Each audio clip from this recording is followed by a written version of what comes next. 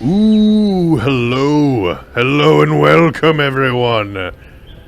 Welcome back to Nat Ones. What's going on? Hello.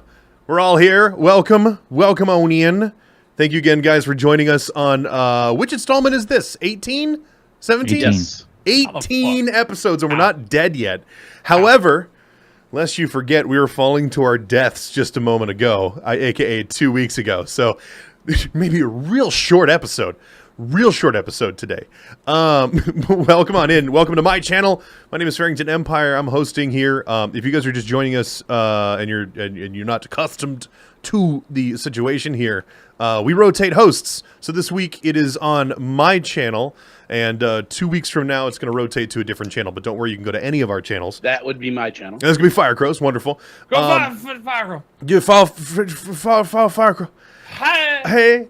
Yeah, we rotate channels, and if you're ever concerned about whose channel it's going to be on, you can go to any of our channels. We will be hosting that channel, so even if you go to the wrong channel, you can find your way there, no problem. So, but welcome on in. Yeah, can we get some Nat Ones in chat? The whole cadre of your favorite combo, just to get shit started. There it is. Get hyped so we can die! I can only get hype one line at a time because it was identical to the previous one that I sent less than 30 seconds ago. Oh, I don't have slow mode on. I'm hyping it up for you. I don't know. No, that's just the Twitch. Oh, Twitch shit! stamp What? effect. No! What? I don't know.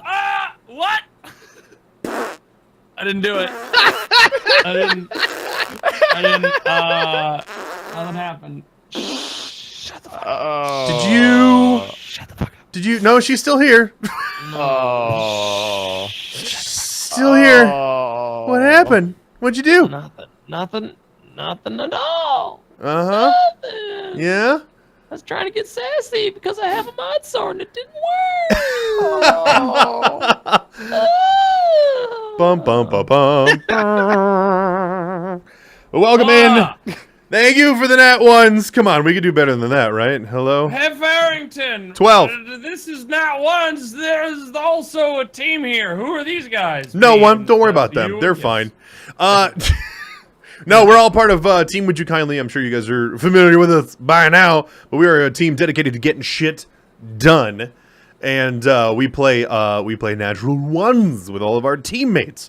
And we bring in our lovely guests, Mr. Wax Steven, to DM and attempt to kill us frequently, and it's delightful. Yes, it is wonderful. But I think we should get some introductions out of the way. Yes, and I think we should start with Whack. Whack. We're breaking the order. Intro to us. Oh, I'm next going thing first. already. Clockwise instead of counterclockwise. Yeah, dude. This is Go anyway yeah, at dude. this This point. is weird. Yeah. to the max. Yeah. Ugh. I don't know. Is anybody Holy else? cow. I don't like change. What's Should we up, start with everybody? I am. Firecrow? Would it make everyone feel better? Would it all make No. you all feel better in No. chat here? We've committed. Start with Firecrow so we go back to the committed. original Yes, It order. takes me 5 minutes Yes, to get my Sam, awkward Farrington. intro Yes, out of the Sam. way, all right? Get prepped for it. Make a decision, please. Whack! No, I was kidding. You're good. All right. You're good. That was All our right. way of saying What's it's your up, turn. everybody? Welcome to the stream. I am Wax Steven. I am your DM of Doom, and I will be dragging these guys kicking and screaming through the adventure today. I hope you are prepared. I hope you are moist, and that you are just you have lots of snacks and stuff, because we don't want you to ever not be staring at the stream while this is happening, because today's going to be a very interesting episode. We've got a lot of stuff happening. If you guys like what I do here, I would love a follow. Twitch TV/WaxSteven, and on Twitter, WaxSteven there, where I do a whole lot of role playing stuff. There's a ton of role playing stuff, and there's more coming because I'm insane. Yeah, you are. Yeah. In about a week and a half, we're going to be starting up a new role playing show over at Brotato's channel for Table Story. Neon Scream, we're going to be doing some cyberpunk stuff. That's going to be fucking cool. Goobers is a part of that as well. And there are 2 other Would You Kindly teammates on that as well. Whack, you're Yeah. going to be dealing with the whole fucking team by the end of the year. This is scary. I don't know what to do. I don't know how to handle it. It's all I know is that the amount of money that you paid Jay is just way more than I expected to have to make that happen. I am broke. But yeah, I'm ready to go. Hope you guys are too. Firecrow or Farrington? I don't know. Did you count the intro that you did as your start? I don't. It's all broken now. I don't know Nope. what's Rom-com. Your turn. Oh, pass. No. Hey, I'm Rom. I play as a tool. I'm a level 5 Air Genasi monk.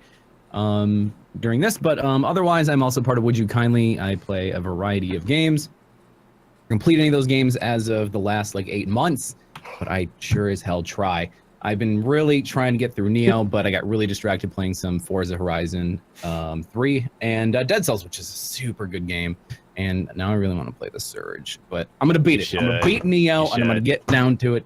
It's gonna happen. So You still have my Viper? You broke my Viper, didn't you? You broke my fucking car, didn't you? oh, I thought you were talking about your Viper, like the dude you live with. No, my Viper that you're driving right now. Oh, that thing was totaled within 5 minutes. Fuck this! My favorite car! It took us like 2 hours, but I bought Goobers on an auction house. I bought him a car in Forza, and then I proceeded to destroy it. And it's no big deal. Anyways, moving on over to Dag. Oh, wow. I mean, I guess this is the linear progression of us going around here, but hi, all. I'm Dagwood. I'm part of the channel Overboard Gaming, which, like every single other one of the people here, is part of WYK-TV, so totally, like, check out all those channels. I play Tiberon, a half-elf bard, and the other half is mostly bullshit. Right now, Tiberon is engaging in scholarly pursuits and helping make sure that he didn't fuck everything up, so he's gonna have a fun time in today's session.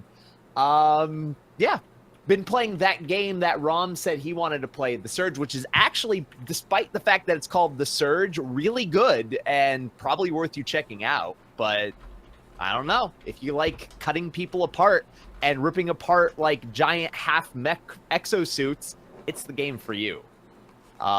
I don't have anything else. I just want to get to the session so that we can actually like resolve this dual, like, I fucked everything up and everybody else is like about to die situation. So goobers. Speaking of other people that are about to die here, hi everybody, my name is Goobers515. I play Umrag Nara. It doesn't matter what his last name is, it's just a guttural sound. There you go. Anyway, I am level 5 half-orc barbarian.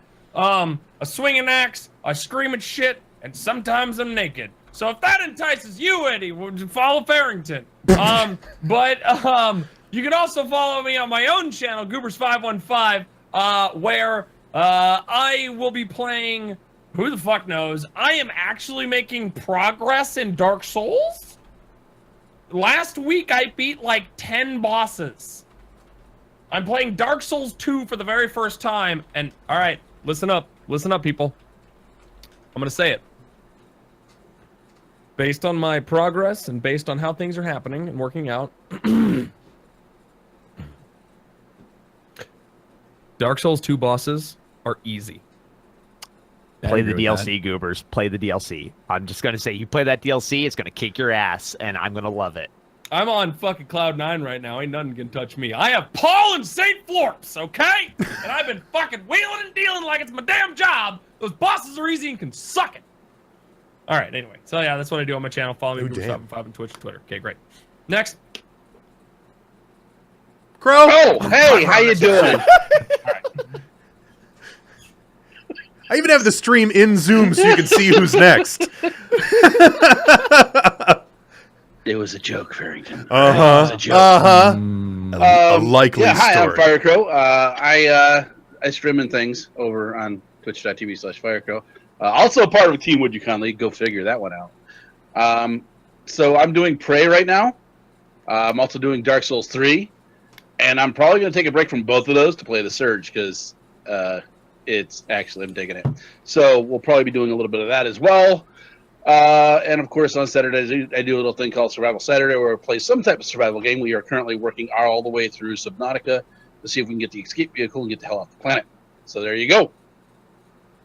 And I play Corco, this ding dong's brother. Oh yeah, no one introduced our characters. Haha. Okay.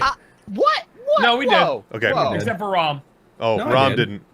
Yeah, Rom led with that. Briefly, All right, we yeah. all I did. did Okay. the Apparently opposite none way. of us pay attention to what You gotta either do of it the us other way. say, because If we're we're going fucking great teammates. Let's role play. All right. If we're going clockwise, you got to do your intro for your Who character the first, hell and gives then a you. shit about what any of you guys say? All right. All right, guys, you are at my channel. Welcome. It is Farrington Empire. I play a whole host of different games. We finally got the streaming rig. The new streaming rig is up and running. It is delicious. It is delicious. We are going to be able to start doing some community trucking nights as well, and we're going to be starting up some new games in the near future. But presently, we play Minecraft on Wednesdays with one of my main mods, and yeah, Friday and Saturday we rotate different games. Friday night is always trucking, though. However. Welcome, Onion. I play an Aircock Cleric, level 5, the worst cleric in the land. And, yeah, I also did update the title of the stream. I was a little frazzled because I was setting up my computer. Shut up! Everything is fine! We're fine! Let's play some games! We're falling to our death! Wax Steven, set us up with a give us some scenery. Paint us a mental picture, if you would. Wait, no, hold on. Can we? How was your guys' day? What'd you guys do? I'm not ready for this. Can you guys? Is it? Make it happen. Make it happen, All right, Whack. all right, I'm eager. fine, Whack, I'm waiting. Just do it. Just do It's gonna be it. this is like gonna be the shortest show ever. Basically, it's gonna just be the It is. Tiberon show, right? And you fell to I your mean, if death. you want to, I'm okay with this. And from now on, it will just be over on Overboard Gaming's channel. So, you know. There you go. It's a one-person campaign. Oh, Yeah, God. exactly. It'll just Goobers is gonna just have to take a screen capture of him just being like the whole time, and then we'll be good. Then we'll be good. Okay, It's nice. perfect. Yes. So if you guys are new to the stream, if you've never seen this show before, you're going to probably be a bit confused, but that's okay. We will guide you through it. We will hold your hand, and we will welcome you to the world of Kundanhar, which is a floating sky island archipelago. Yes, I know that sounds confusing immediately, but that's okay. That's all right. If you think about it just for a little bit, floating sky islands sound fucking awesome, and they are. They are awesome. They're great. There's all different kinds of environments that these characters get to experience. There's a very interesting kind of world that they have to deal with, as the world was basically destroyed about 500 years ago. A great catastrophe befell the Earth, where a rampaging elemental essentially like blew up the planet, and a person by the name of Abminas managed to basically keep things together as possible using the power of these large crystals called, strangely enough, the Minas crystals. They were named after her. These crystals grow throughout the land in different environments and in different ways, and they help keep the islands aloft and stop the world from sort of falling apart, literally. And they're also used in various technology that's available throughout the world, mainly a lot of basically like airships that are used to travel between the islands and help with the economy and stuff like that. The characters were given their very own airship, but immediately crashed it. It was defective. But it wasn't like immediately. I mean, like it was. It was. We had like it was like a couple hours. a few hours. Like we got it And- off the ground. I mean, Yeah. technically, we got it in one session, and then we had it till the next session. So that's like 2 whole weeks, Fair right? Yeah, that's a pretty long time. We did all right. You guys did the equivalent of taking it off the lot and then driving around the block. I mean, now I will direct your attention to the map where clearly we still own an airship. It is still there. It is still there. It exists. It exists Places. in Yeah, I mean, pieces, but it's still there, Yeah. and it's still ours. I mean, Unless- technically, it's not even yours. Yeah, we It's- stole that. I don't. I mean, You sort of like misappropriated. No, we didn't steal it. Kajiri let us fly it, and that was his mistake. Yeah, Kajiri, what were you thinking, I man? mean, it wasn't necessarily his property really good either. Yeah, so- I don't. It wasn't his. He yeah, told it us was- Yeah, but 100% he stole it. We were just along for the ride. yeah. 100%. Criminals. What a terrible. what a All right. guy to do that. All right. So, the characters have had a rough bunch of weeks for sure. They started out great, fantastic, everything peachy keen, top of the world, and they won a heated competition in the spirit of fun and camaraderie at the Festival of Wonders, winning themselves some magical items and pride and just a whole lot of publicity, and it was great. They had a great time. Everything's great, and then everything went to shit because they were immediately, basically, they were kind of, falsely accused of murder, and it was a big murder. It was one of the two of the ambassadors for the most powerful nations in Kundinhar, and it kind of went south from there. Literally, they went down right into a dungeon, meaning somebody that sort of set them on a course that they couldn't really veer away from. Person, thing, guy, thing, I don't know, by the name of Sign, who said that they had the best chance to help save the world. They had the highest probability to do that. The skeins of fate were misaligned, and they were the ones to sort of get them back into shape. After leaving that, well, they were arrested, thrown in jail, and saved by one of their own compatriots who proceeded to burn the city. Let me rephrase. The desert city with some fires in the middle of the night to rescue them. They succeeded in leaving Hamipur, got their airship, crashed that motherfucker into the next available continent, and then started to hike through the jungle like idiots, getting ambushed by snakes, and eventually coming to the lost city of Imvaline, where they study knowledge. And it's a perfect match for these guys. We smart. They learn real good. So they decided to stay the night in the Lost Traveler Inn, and then were proceeded to they got lost. They got teleported. A spell cast them out around the city. One of them trapped in a tower, and he was able to get out. Tiberon was able to get out with the help of a cantankerous paper drake that sort of got him out, but also teleported him to a scholars' college in the city, where the paper drake has gone amok. The rest of the characters, after grouping back up, decided to head to this tower where Tiberon was before, and, they ran into some more problems.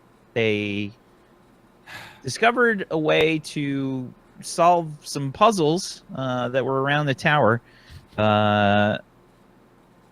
for who knows what reason, but they were solving them slowly but surely, and eventually required the help of a certain alehouse drake by the name of Nipnop, who gave them some advice, and they solved the puzzle. And then when we last left off, the characters were about 1,500 feet in the air on stone pedestals, and It only looked like 1,500. I'm sure it was like about half of that. I'm positive. or was it 750? Yeah, 750. I I'm actually sorry. do think it was 750. It was Yeah. 750. It was.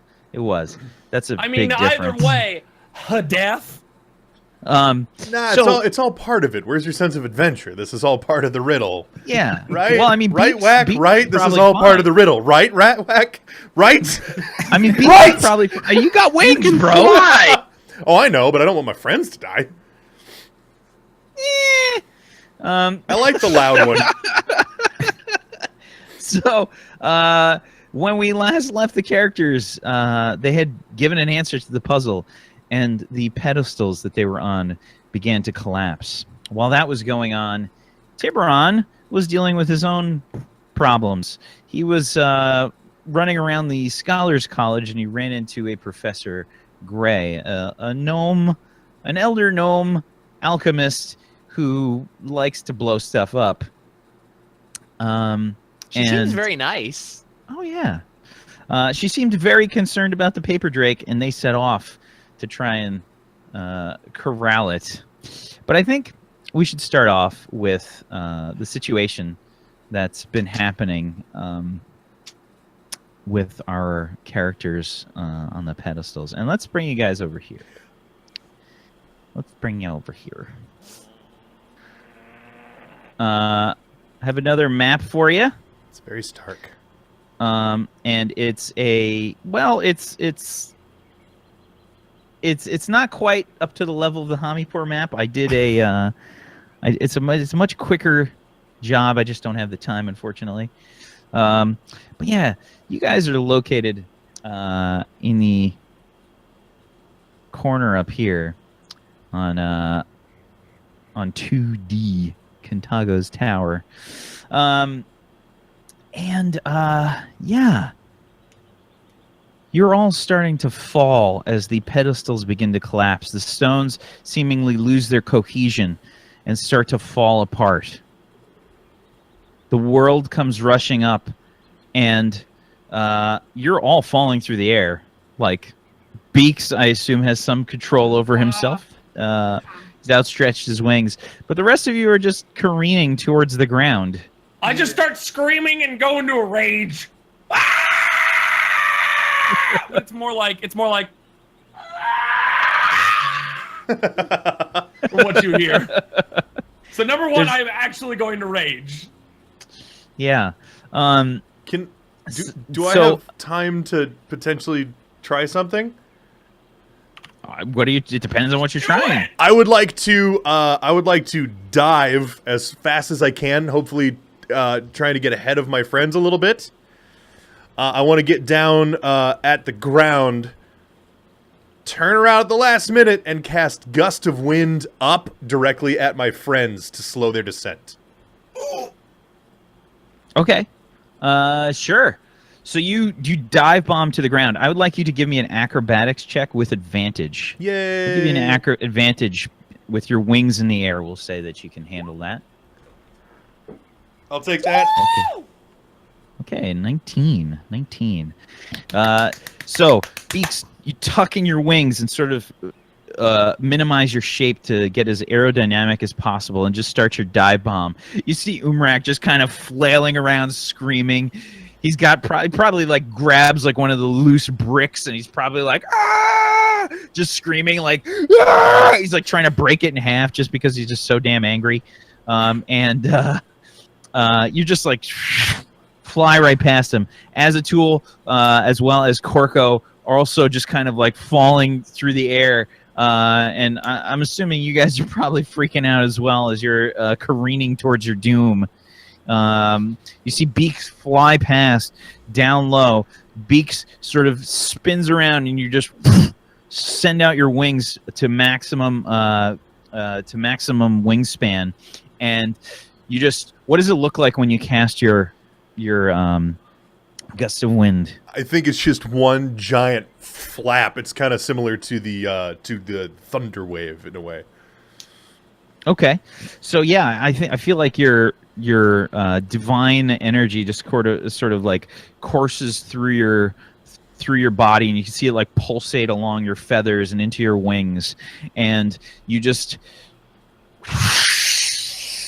You see all like the debris and stuff on the ground start to spin around as this like large like gust of wind goes sailing up towards the characters, your compatriots that are careening towards the ground.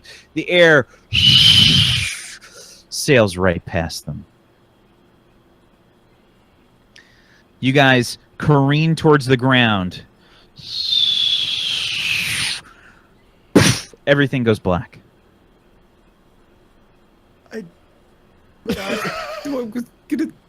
I tried. I did a thing. Does my vision go black as well, or am I staring at my flat friends? You see them all like on the ground, just squished into like paste.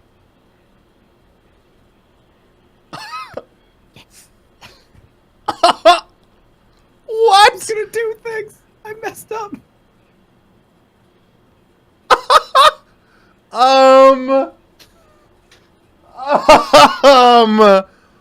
What? Okay.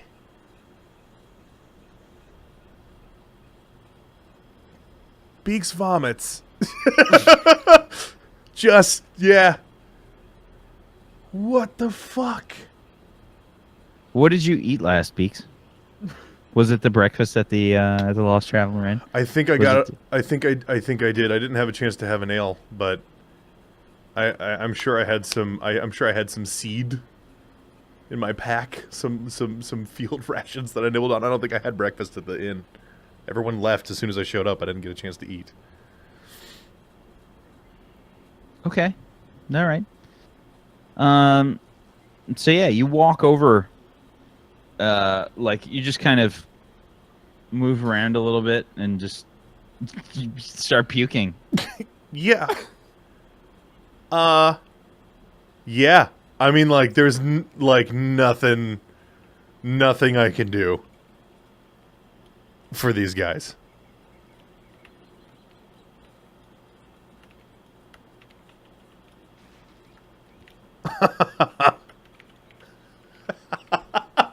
I'm assuming I can't spare the dying here.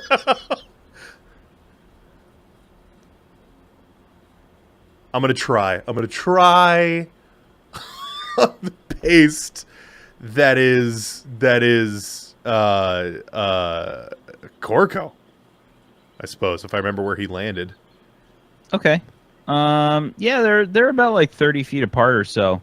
And you like walk over to Corco's dead body, and he's like in the ground a bit, like he's left like an impression. He hit it so hard that he's sunk into the ground a bit, and like you could see like just like this squished mess that's sort of embedded in the ground. His like white cloak stained brown and red. Okay. I'm assuming that does nothing. You cast Spare the Dying on him, and nothing seems to happen. Yeah.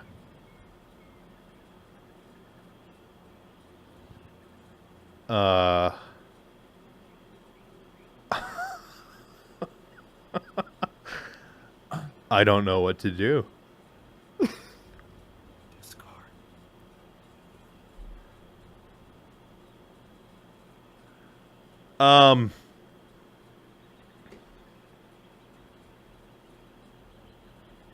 Yeah, I am going to tell you what.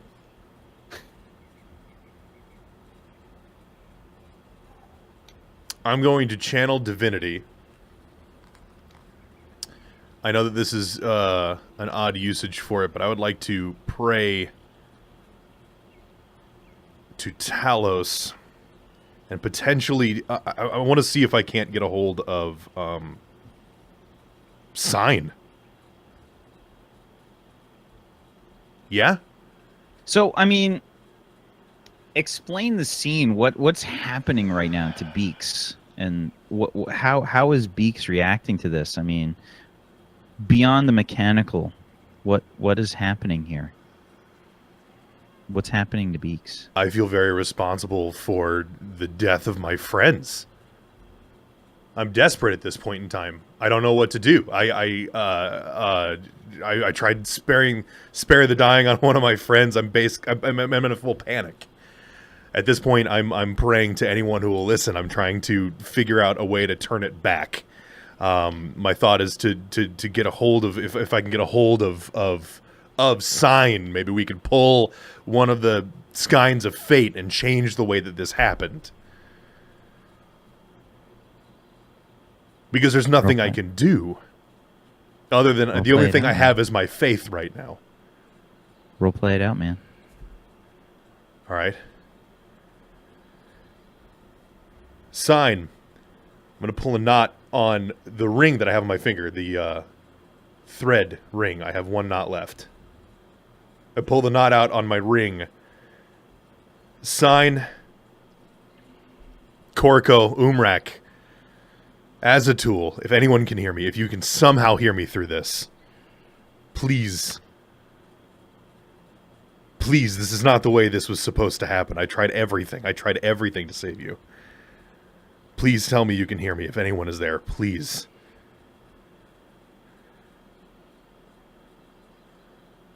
Korko, Azatul, Umrak.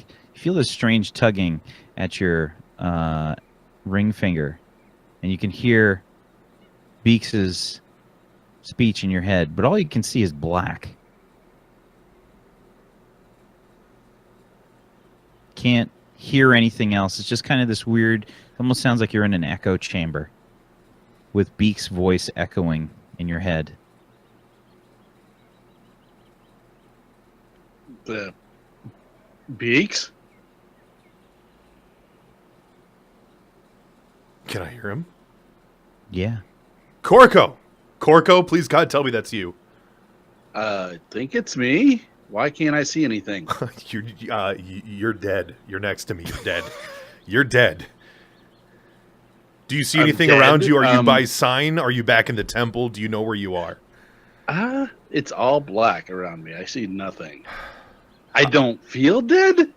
Well, you certainly look dead, friend. I don't know what to do. I am panicking. I am freaking out. Can you see anyone else around you? Can you see Umrak? Can you see Azatul? Can you see anyone? I'm here. I'm here. I can Umrak! I'm here. Umrak! Sign, I don't please know where God. it is. Okay. Okay. Would you guys be quiet? It's so peaceful. I'm sorry for waking you up, but now's not the time to sleep. I'm sorry. How are you talking to us? I'm talking to you through the ring.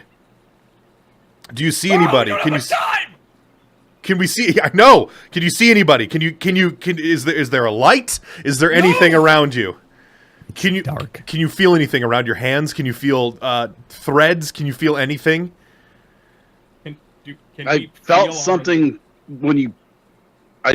Did you pull The one only of the thing strings? you felt, I the only did. thing the only thing you felt was you did. It felt like a phantom limb that people describe when they say like lose a limb or whatnot. You felt like this sort of tug on a ring finger that you can't see. It's just all black around you and everything. I need to find out where you guys are. I need to find out how to get to where you are. I can't see anything. I can't feel anything either. I can't. There's nothing around. I mean, it's just blackness. It's just voice. That's all we got. Beaks, we can't do anything. You have to go figure this out. I can't figure this out. There's nothing to do. You're Yes, dead. you You're on the can. ground next Yes, to me. You can't. You the have to. only thing. You have to. Azatul's right. You have to. We can't. And then Umrak cuts out. Okay. I'm gonna stand up. I know my okay. I know my friends are alive. I need to find I need to find a cleric. I need to find a cleric higher level than me. I can't raise the dead. I can't help my friends find their way back to their bodies. I need to find somebody who can do this. I need to find a mage, anybody who can help me with this. Do I know the layout of the city like we have on the map here? Well, you've been walking through it. Kintago's tower was sort of like a bit away from the other buildings, surrounded by like a sort of stone fence. And all of you were sort of like on his property, basically. while all this was going on. You're probably like just outside the entryway from the stone fence area, like the path that leading in. Okay. That's when all of this started. Like you saw, Corco saw these signs hanging on the stone fence when he was leaving. Okay. Okay.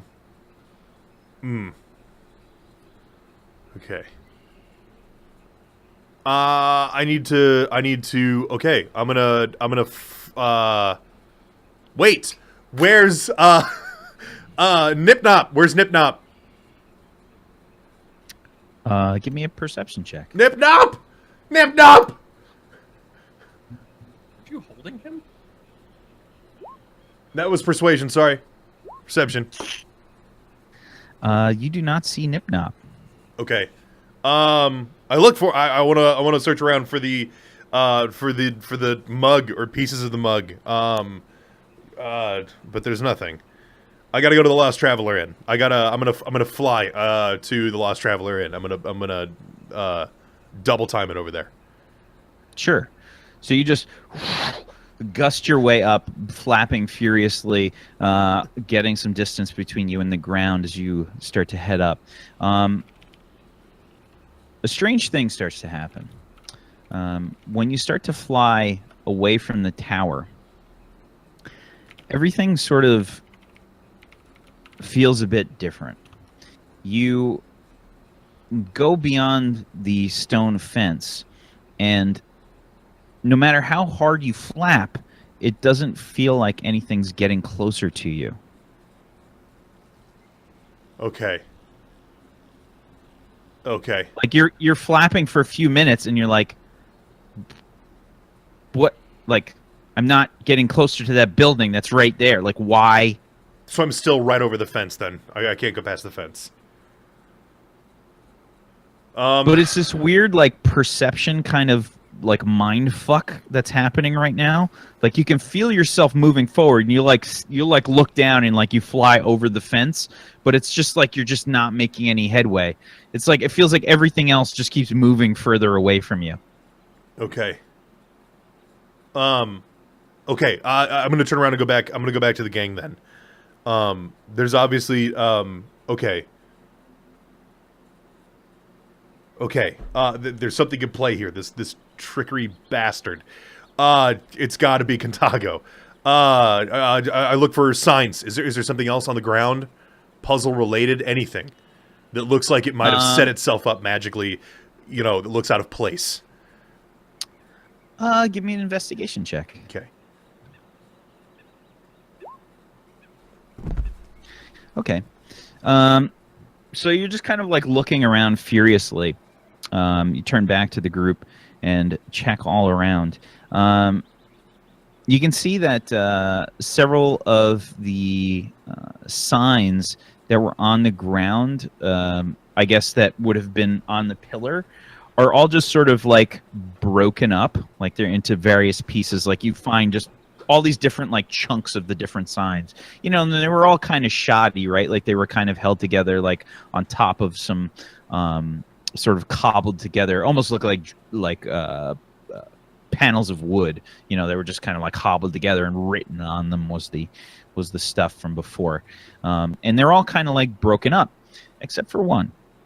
You find one that is very crispy, almost completely black, and written in sort of what looks to be like an opaque kind of paint on top of the blackened wood. You can see trickery. Yeah. Fucking knew it. Is there anywhere to hang it? Do I see any, like, is there a nail or a notch where the door should be on the tower? Is there... So you look where the door should be, and sure enough, there is a nail there. Son of a bitch. I hang it there. Okay. Upon hanging the nail, upon hanging the sign on the nail,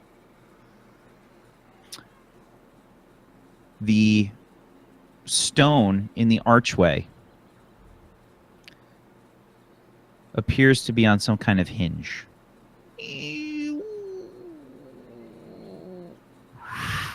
And it just kind of slides out, and you hear this sort of gravelly kind of noise as the stone just kind of slides on stone. And when that happens, a bright light flashes, and the rest of you can see all around you. You are standing on the ground and are inside the courtyard around the tower. Beaks is near the archway leading to the door. And you're fine. There's no blood.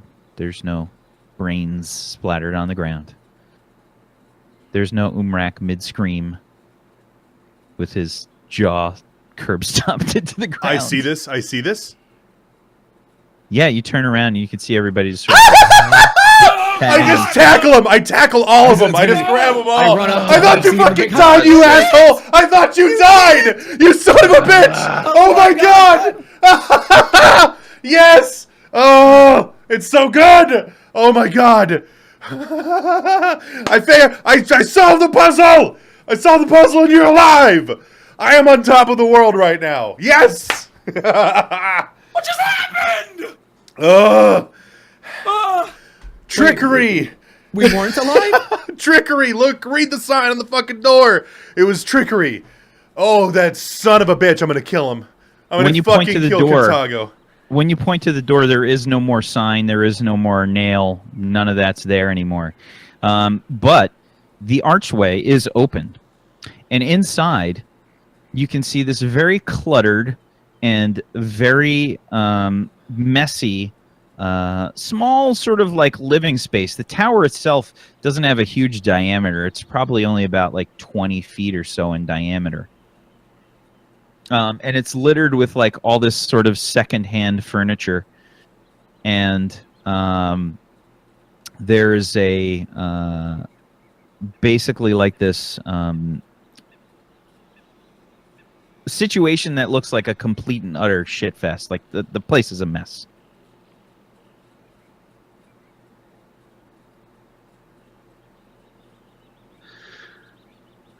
Well done, Beaks. Thank you. I haven't let go of Umrak. I'm still holding him, I think. Yeah. I'm not like Umrak is not looking at him. He is. He's checked out. You'll hear the sound of some clattering as the top of a stein that's left on the ground sort of clatters open, and you can hear. Ah! Oh. Nip nop! I grab it. I'm gonna hold it. I got the stein now. What's going on? You're okay? Nip nop's fine too. Oh my god, this is the best day ever. Of course I'm okay. What's going on? I thought you died. I thought all of us died except for me. It's been an intense 5 minutes, Nip. Why did you think we were dead? We fell. No, we didn't. Yes, we did. No, we didn't. Yes, we did. No, we didn't. Okay, then where were you besides asleep? I was having a lovely drink, but we didn't fall. We've We've been here the whole time. I can attest to the falling. It totally happened, Nipnop. See, There I was there. there wasn't any falling. All right, there's no. There's no reasoning with him. We can't do it. There wasn't any falling. Did you see us when we were going through that? Did you see what we were doing? I was I having remember. a lovely drink. I remember falling, guys. I do. I remember it. I remember hitting. But there was no falling. So we were standing Yeah. here in a courtyard screaming and clutching to nothing like idiots. Okay, I'm just a small town monk, Corco. Can you elaborate a little bit on what you're talking about here? And I create the image of a little black bird flying around us. Is that a bird or is It it probably like not? stops on Umrak's head and just like Drops a probably- turd. yeah, it's probably like perched on his ear and just kind of like trying to like look at him. As soon as it perches on my whatever, I turn towards Corco, grab him by the shirt, and throw him against the wall. Enough with the fucking riddles! I just died! Tell me what just Hey, happened! asshole! You didn't die. Get it through your fucking head. It was all illusion. Don't give me that shit, brother. And the next time you lay your hands on me in anger, I'm gonna fucking choke you out. Do you understand me? It's gonna back away from this. Take a nap. Yeah, baby. You have been fucking pushing limits and buttons and pissing people off for no fucking reason other than that you wanna fucking do it. Period. And where's it getting us? Fucking nowhere.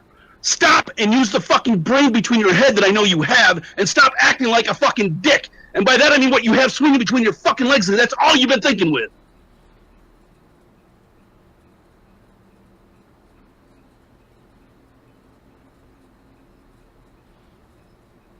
Does anyone want a drink? Yes, please. Umrak turns away from the tower and walks. Okay. Yeah, so you start to walk out of the courtyard. You just kind of head out. Fair enough. What are the rest of you doing?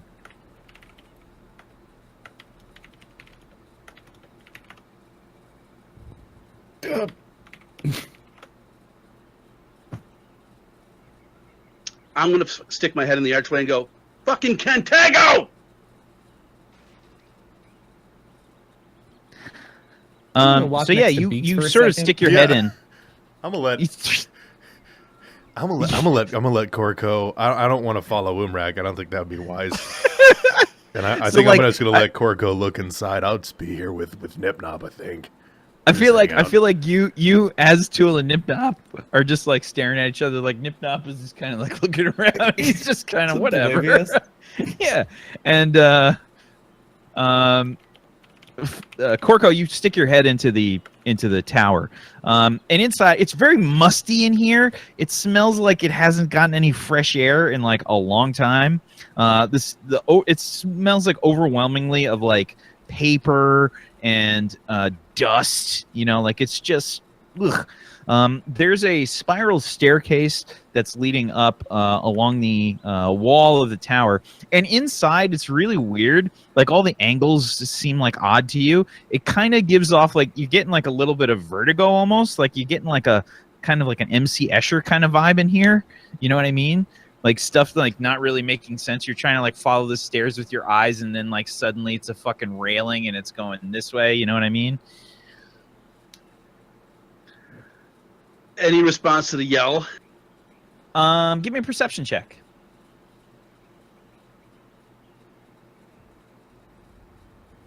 Okay. So you can barely hear. And you're listening very intently for this. Hello?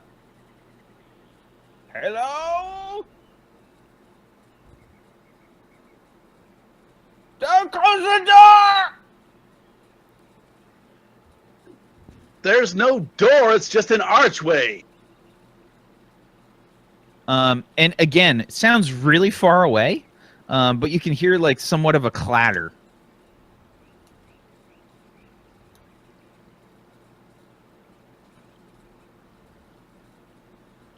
Are you coming down or I'm gonna have to go up there and get you? I'm trying! I just look at Beaks and Azatool and I'm just like, what the? Try faster, old man. And I don't know if he's an old man or not, but I'm pissed. You got this, Corco. You got to control the situation here. You got this, all right? I'll let him take point. Yep. Beakson has a tool like far away. Like Nip Nop is making like he's making like little jokes and stuff. He's like, There's a lot of tension here. You don't know the half of it. Thought I was dead. People are screaming at each other. As a tool, for the last God's damn time, you weren't dead. It was an illusion. Don't scream at me, please. I'm not. Do I seem All like I'm right. screaming? All right. I'm exasperated. Okay. I'd like Let's go to. find this guy. I want to look around on the tables. Do I recognize any of the writings or anything in terms of? so you head inside because I mean Corco was the only one that was sort of sticking his head in. I'm standing in the archway. I am not going in the damn tower. Yeah. It was sealed, and then it wasn't, and I'm not going in there and possibly getting stuck.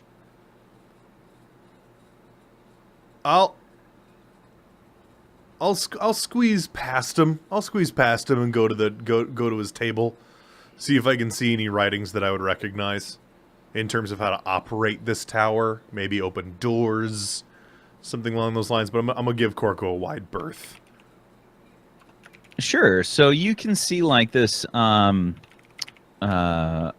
this furniture is sort of like turned over. There's like chairs and shit that are strewn about, and you can see like all these books open on the desk and all, or on the like tables and chairs and stuff. They're just kind of strewn about. When you go inside, you can see that the books don't have any writing in them. They're all just kind of open and skewed out, and you can see some of them are like really old, and some of them look kind of old. They're just the whole gamut there. The place is a huge freaking mess, though. It's just a huge mess. There doesn't seem to be anything written. Okay. Where are you? I'm not sure. I'm upstairs somewhere. Can I tell where that came from, or is it just directly above me? It sounds like it's coming up from up above, like up the spiral staircase, but you can't tell exactly like how far away or anything. Okay.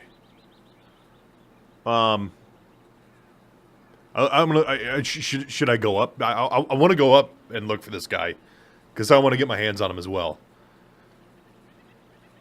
Did you asking us? Are you asking Yeah. us? Or, What should I do? I just look back at you and I go, damn crazy wizards. I am not going up there.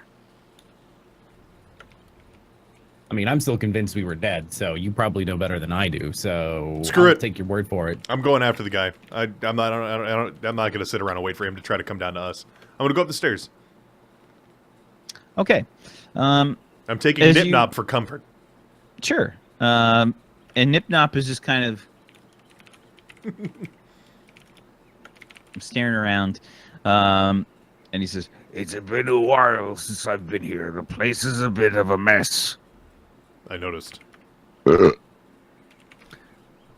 and he says, Very strange. I don't understand why all the books are out. He was never this messy before.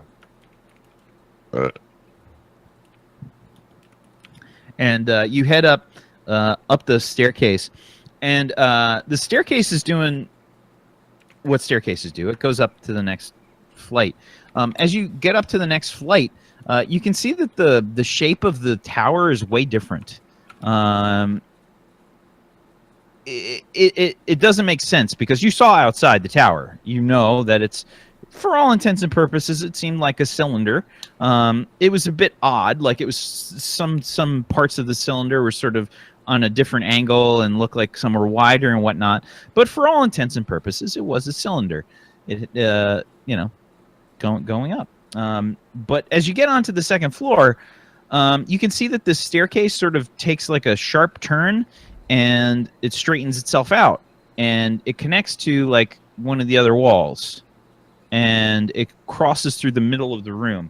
And as it does, you can see the bottom of the staircase as you're walking. Like you sort of like look up, and it's like staircase like that. Looks kind of like an Escher painting. Or yeah, it's quite odd. Yeah. I don't. And you can see the walls are just kind of filled with like books, and there's probably some like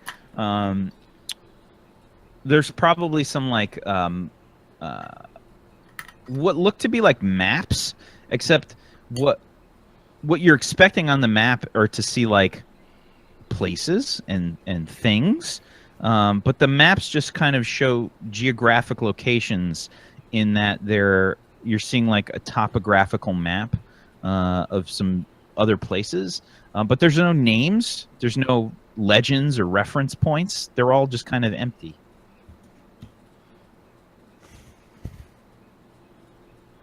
Interesting. Can I fly up by any chance? Is there enough space for me to kind of maneuver around this, or is it tight? Yeah, you could probably flap your wings. I mean, there's not a lot of maneuvering that can be done. Okay.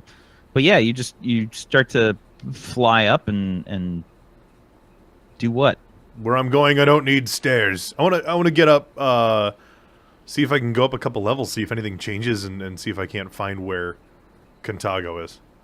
So where the stairs sort of zigzag and sort of turn upside down, if you sort of follow that line of sight, you can see that there is like a ceiling floor.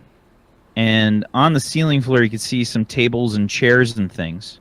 And you can see like another, it sort of looks like the plane of the staircase changes sharply, and it looks like it points like upwards.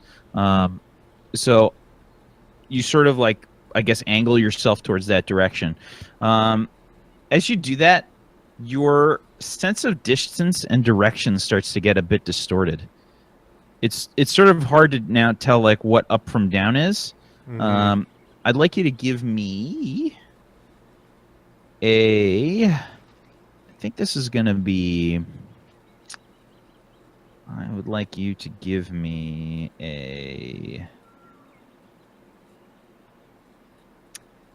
we'll say an insight check. Okay. Oh ho! There's a crit. Okay. The perfect time to not need one too. That's wonderful. You'd be surprised. Okay. So, you find a sort of anchor point, which for you seems to be like where the stairs change direction. You sort of put one foot there and one foot where they sort of changed before that. And it's this really weird, like disorienting kind of feeling. It's almost like, you know, when you look at like one of those 3D pictures and you have to like cross your eyes and, you know, do all kinds of crazy stuff. It's kind of like that. You're like, you got like one eye going one way and the other guy going the other way. And it's just, well, you only have the one eye. So never mind on that one. Yeah. Yeah. You're kind of steadying yourself, and you feel like if you sort of position yourself on the next part of the staircase, you might sort of get your bearings again. So you like take a step, and then you like go onto the staircase, and it's like your world turns upside down. Mm. You feel like okay, and then like your sort of gravity, your gravity just kind of like rights itself towards that staircase, and you just kind of like keep following it, and then like you go up over the lip of the staircase onto the next flight. When you do, you can see that this third flight here seems like a much wider open space. Doesn't make any sense to you. It's bigger on the inside, just like the TARDIS. It's way bigger up here.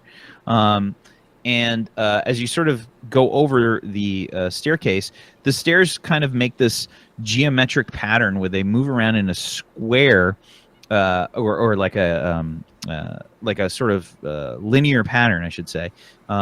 And it's still making like a spiral. It's still kind of going up. And the walls are now straight. Like they're not there's not a curve to them. And you can see on the stairs that there's other staircases that are sort of branching off from this one. And they're sort of like on other planes of the tower, and they're just kind of like crossing over. Some are going down, some are going up, some are going across the walls. It's the most confusing thing you've ever seen in your life. And on one of the staircases, you can see somebody running. And it's a man in sort of like this tattered, like mismatched, patchy robe, and he looks very confused. He's kind of like looking around, and he's got like a scrap of paper, and he's just kind of like writing stuff down furiously on it.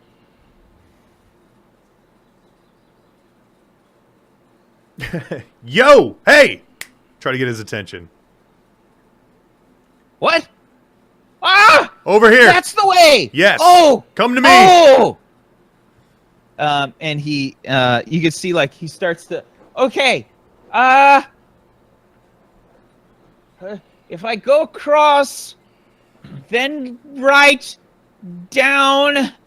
Oh, this is very difficult. I'm sorry.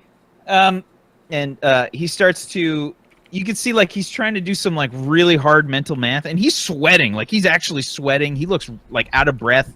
And he's carrying like the paper that he's writing on is like this long scroll that's kind of trailing behind him, like on the ground partially and shit. And you can see he's got like all these fucking notes and shit written on the scroll. It's just like this intricate bunch of text and whatnot.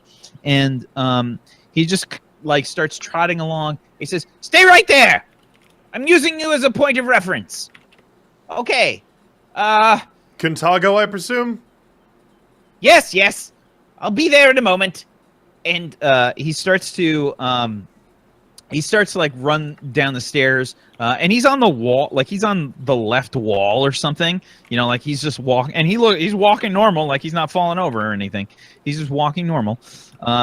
And he is trying, he's like counting. He's like, okay, 3 turns left, 1 turn down. Damn this stupid. Okay. And it takes him like a good couple minutes for him to sort of figure this out. He says, "I got it." And you see him like start to run through the pattern, and like he takes like a step and like a couple other steps, and he like reaches out and like grabs onto the railing of your staircase and like hefts like one leg over and just kind of like tries to cheat. Like he just like lifts his leg up over, and he like falls, like he's falling from a different gravity, and like falls onto his side, and like lands on your staircase, and then he like dusts himself off.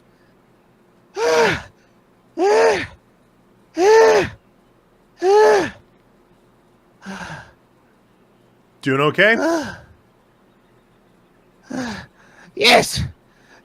Fantastic. I got a couple people who would like to chat with you, and I grab him by the cloak, and I start leading him back the way I came. You start like hauling him. Give me an athletics check. Okay. Because I'm kind of done with him as well. Okay. Yeah, he's an old man. Let's see. Yeah. You just start hauling him.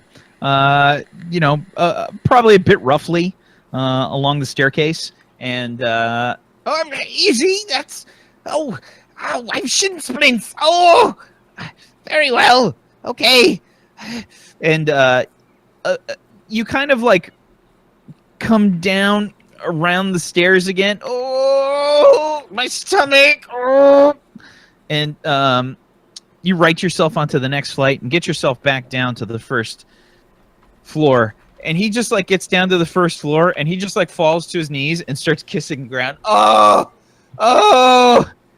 thank you. Outside. And he starts to like walk towards the archway. I'm just gonna step in front of him and be like, "No, you're not going anywhere." What? What's happening? You don't understand. We have to get out of here. No, we don't. We need to have a talk with you. This is not the time. It is most definitely the time, considering we were stuck in an illusion of yours in which we died. The trap.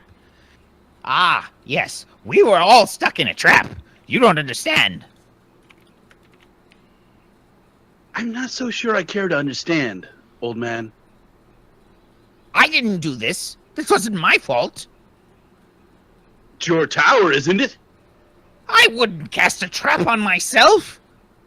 Why would I do such a thing? I've been trapped in here for days now. And how do you get trapped in your own tower? An excellent question. Not of my own doing, that is for sure. Look, is it your magic that makes people teleport randomly out of the Lost Traveler Inn? Oh, well, yes, of course. Hello, Nipnop. How are you? Yeah, you're looking at some of the victims right now. Of that right now. Focus. I'm sorry, what did you say? What did you say? I said you're looking at a couple of the victims of your said trick from the Lost Travelers Inn right now, and we are none too pleased, to say the least. Victims is the wrong word, friend. Opportunity for knowledge. What opportunity for knowledge is there in me ending up in a storeroom, or my brother ending up naked at the lake? It's not supposed to remove any clothes. He sleeps naked. We won't get into that. That seems like a personal problem. Look, off topic. We're still missing Tiberon, one of our companions. We're missing Kajiri, who's traveling with us. We don't even know where he is. Or Tiberon. I don't know any of these people that you're talking about. Look, if we get outside of the tower, then we don't have to worry about the trap. Can we take a step outside the tower first, please? What trap? Indulge us as to what this trap is. Just bring him outside. If it'll get him talking. I have important documents and items inside of my tower that I need to protect. The trap was activated, not through my own doing, of course, but as a precautionary measure, it is enchanted throughout the tower, and it was activated. It shouldn't have been, and I didn't do it. Someone I know did. And who would that be? He takes like a look through the corner of his eyes towards Nipnop.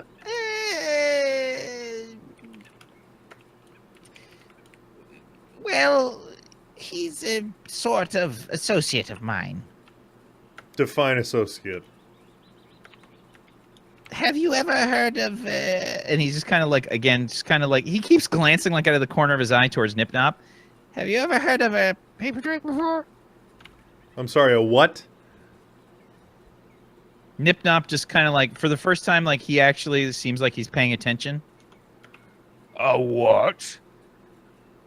Paper drake. Speak up, old man. Yes, speak up. I thought my ears heard something that shouldn't have been heard. A paper drake. A paper drake? What? You had a paper drake inside your tower? Are you mad? I have often heard people say that, but I assure you I am not mad. Do I know what a paper drake is? You can roll me an Arcana check. Any of you three can roll me an Arcana check. It's gonna be pretty freaking hard. Yeah! Net ones! Get them out. There's our branding. Get them out. There we go. Yeah, Corco, you've never heard of a paper drake. You honestly haven't really heard of many drakes at all. You've maybe seen the occasional one, like mythical kind of ones, but you've never seen one like in person beyond Nipnop. Beyond Nipnop introducing himself as a Drake, you've never seen one in person. None of you know what a paper drake is, though. What, pray tell, is a paper drake, and how did it trap you in your own tower? Well, you don't understand. What possessed you to let that creature in here? Is it the same one? And Nipnop's getting like quite frothy right now. He's like half out of the stein, and he's like wagging a finger, and you can see like the like cloud of his breath start to like emanate out from like his mouth. Like he's doing it sort of unintentionally. Like you just see this like cloud of vapor sort of forming around him. And I'm just backing up away from that a little bit. Yeah, I'm holding it away from my face.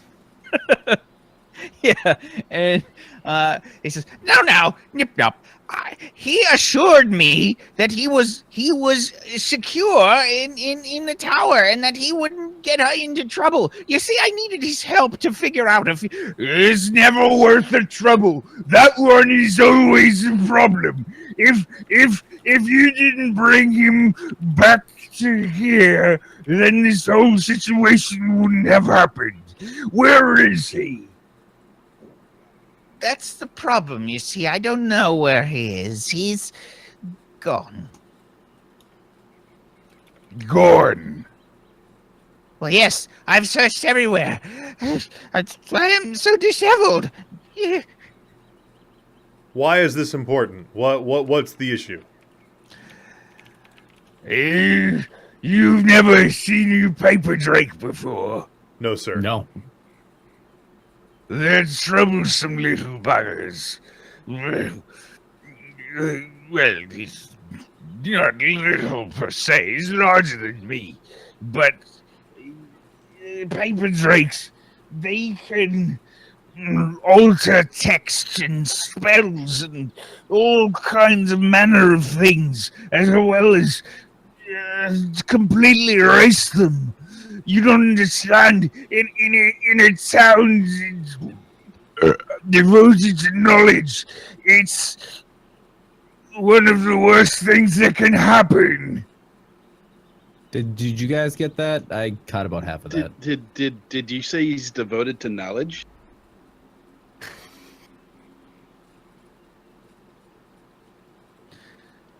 Nipnop just kind of stares at Gorko.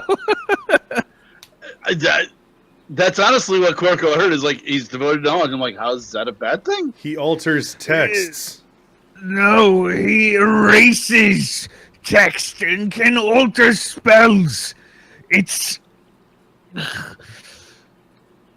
in a city filled with books and knowledge.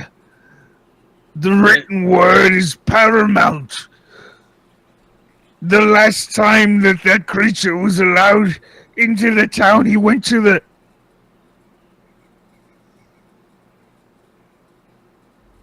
Nipnop and Kintago just kind of stare at each other for a second. Kintago closes his eyes. No, he wouldn't do it again.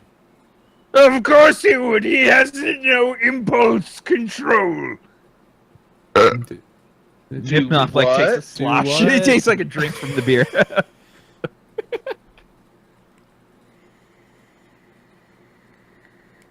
Wait, so where would we be saying going? This thing got loose once before.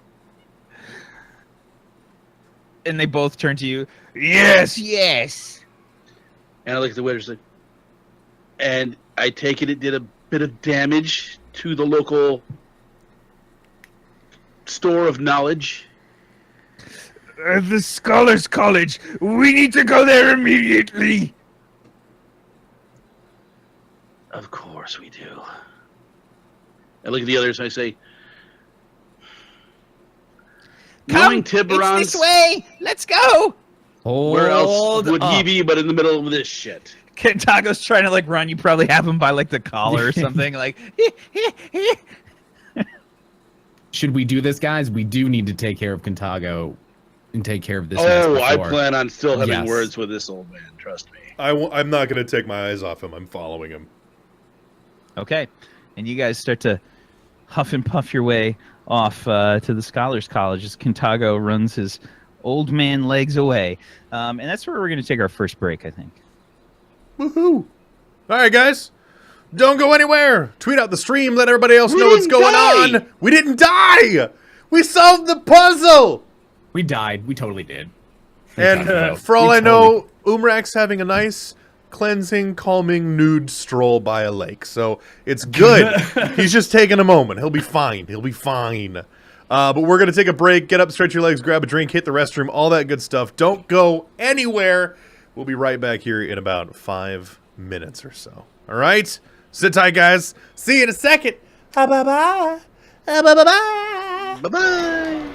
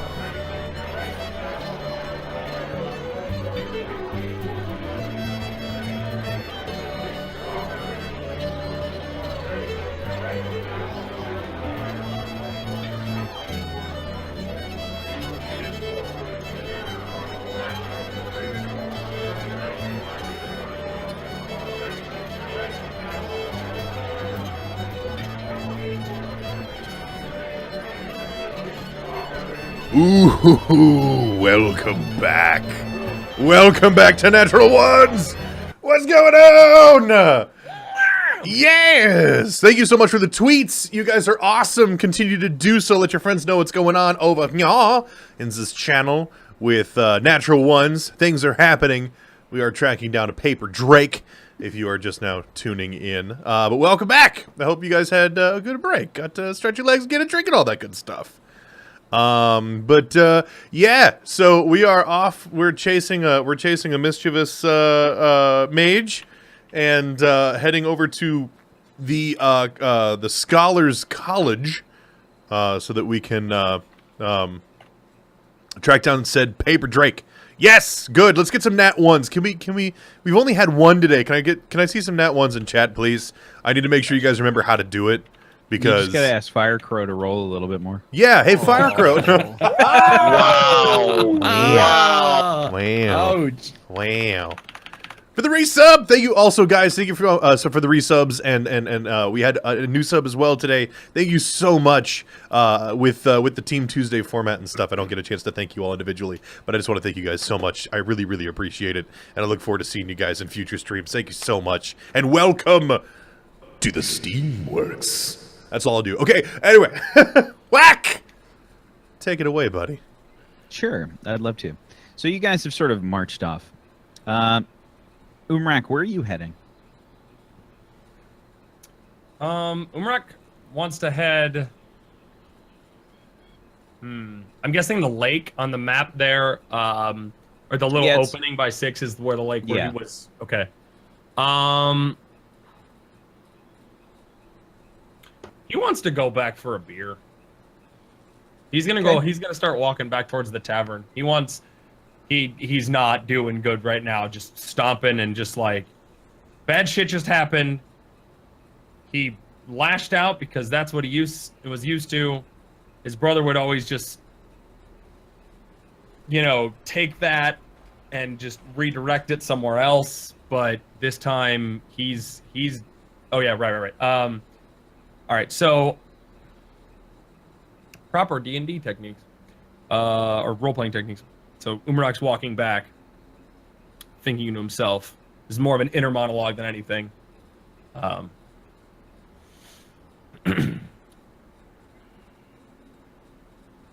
almost died. I might as well have been dead. I could have sworn I saw seconds before it was black. My brother flattened into pieces around me. I come back out, and he's saying this riddles. And he's kind of making weird, odd, kind of jerking motions with his head and his fists as he's walking with his head down. Why can't he just be straight with me? Why does it have to be the riddles? Why can't he just tell us?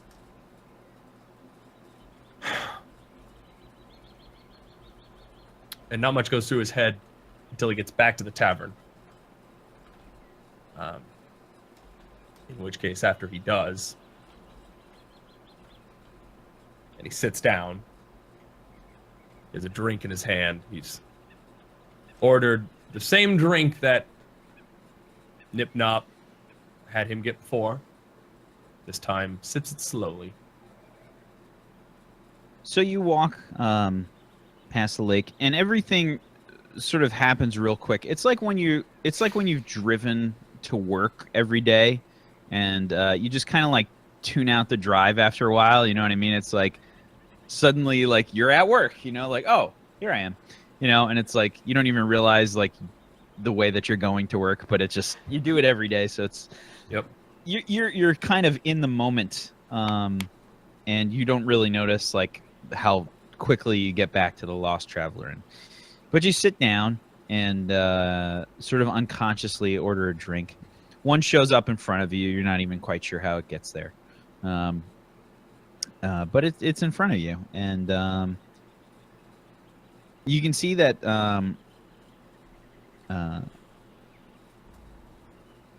that Penelope is there.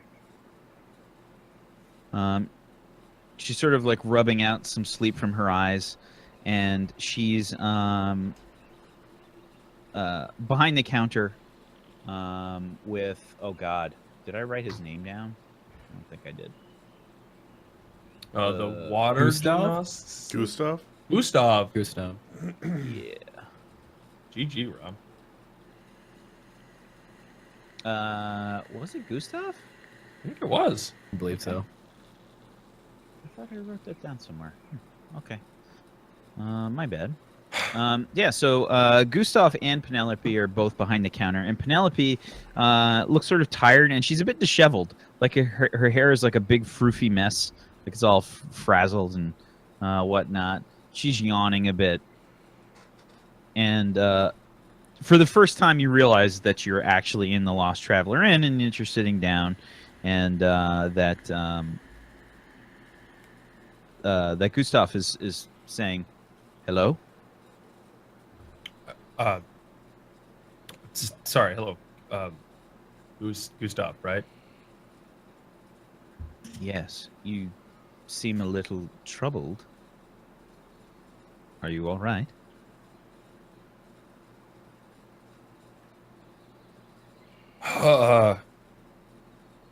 Yeah, no, I'm fine. I don't know. I just needed an ale. I'm fine. That's some strong stuff. You might want to sip it. Yeah. Gustav, just let the man have his drink. Oh, hello, Umrak, was it? Penelope, right? Yeah, yes. I'm sorry, I'm such a mess. It's fine. You're not. You look wonderful. Oh, no, I don't. Just look at me, I'm all frumpy. Nah. It's very hard to get used to this schedule. I told you that I'd trade with you, Penelope. It's not really a problem.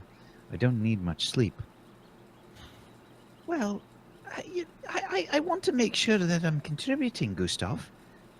You know, I have to get acclimated to the schedule. Oh, God, I'm so sorry. So, what's the problem? What's the long face for?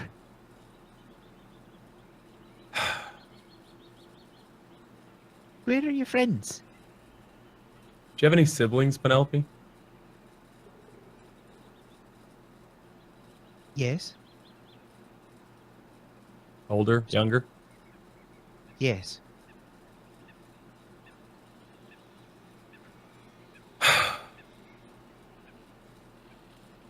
Oh, say no more. Says, I've seen that look before, in the mirror a few times as well. Gustav just kind of looks a little bit bewildered. Do you mind filling me in? Oh, it's none of your business. Go over there. Oh, just shoo. She just kind of pushes him away. She's just kind of like looking around like, I'm the boss. What's going on? And she says, we're going to have a little talk. Go clean up. I mean, we don't have to. I Oh, just pish posh, we're going to have a talk. So she kind of like, All right. she goes around the counter and she just kind of like sits on the stool next to you. What happened? I know that my brother,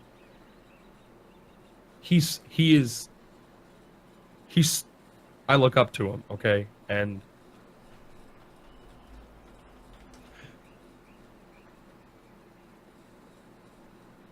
I want to have what he has, the confidence and the ability to know things and to be fearless about certain things, even though what they appear on the surface is not what they actually are. I want to have that. And when I ask him about that, I always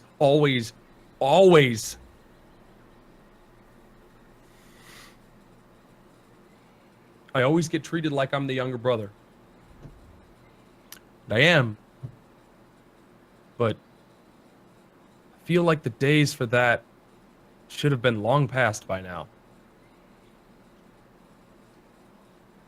Did you ever tell him? You know, how you feel? I mean, I've got to be honest, you've never seemed lacking for confidence from what I've seen. You're, And she just kind of, well, you're a bit large and in charge. Yeah,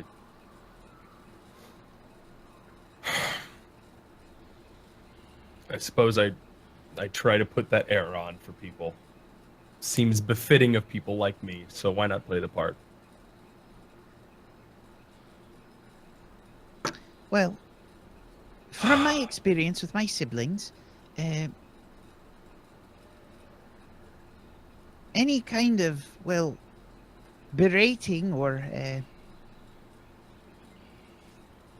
you know, mismanagement of a situation is never really intentional. It usually comes from a place of love and caring. It's just it gets kind of muddied up. I can't blame him with our past and with how things have worked out. I feel like if I tell him, it'll be me showing weakness. And then that large and in charge person who can motivate people and take charge of a situation won't be able to. If I expose myself like that and he laughs in my face, that's it. My own kin. Well, I find when the really important moments come up between siblings, all of the name calling and biting and punching usually eases up a bit, and we're able to put it aside. And when you have to have a serious talk, you have a serious talk. And even if there is any punching or biting afterwards, well, it's made out of love. And sometimes that's just the way everybody expresses it. But he's your brother. I'm sure you've both been through some, well, troubling times, that's for sure. He wouldn't still be with you if he didn't love you.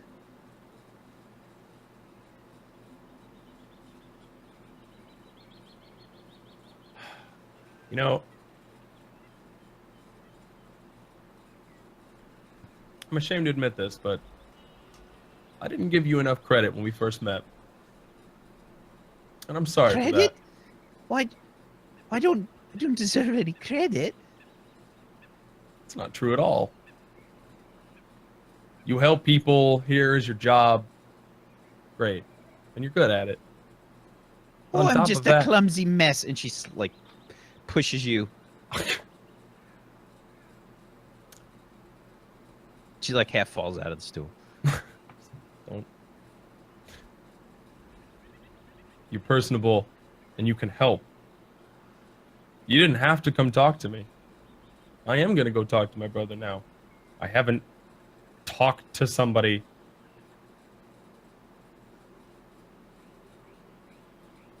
since my mother.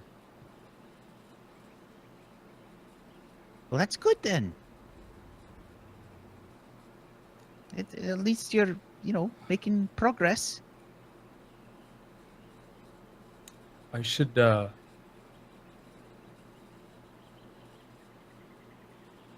should go find my brother, shouldn't I?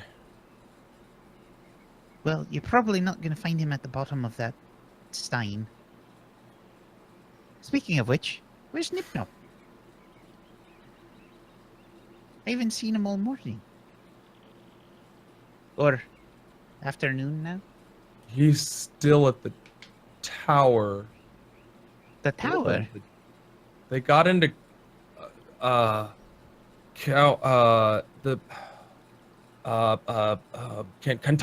Cantago's tower. They opened the door. They got in there. Oh no. Why is that? Oh no.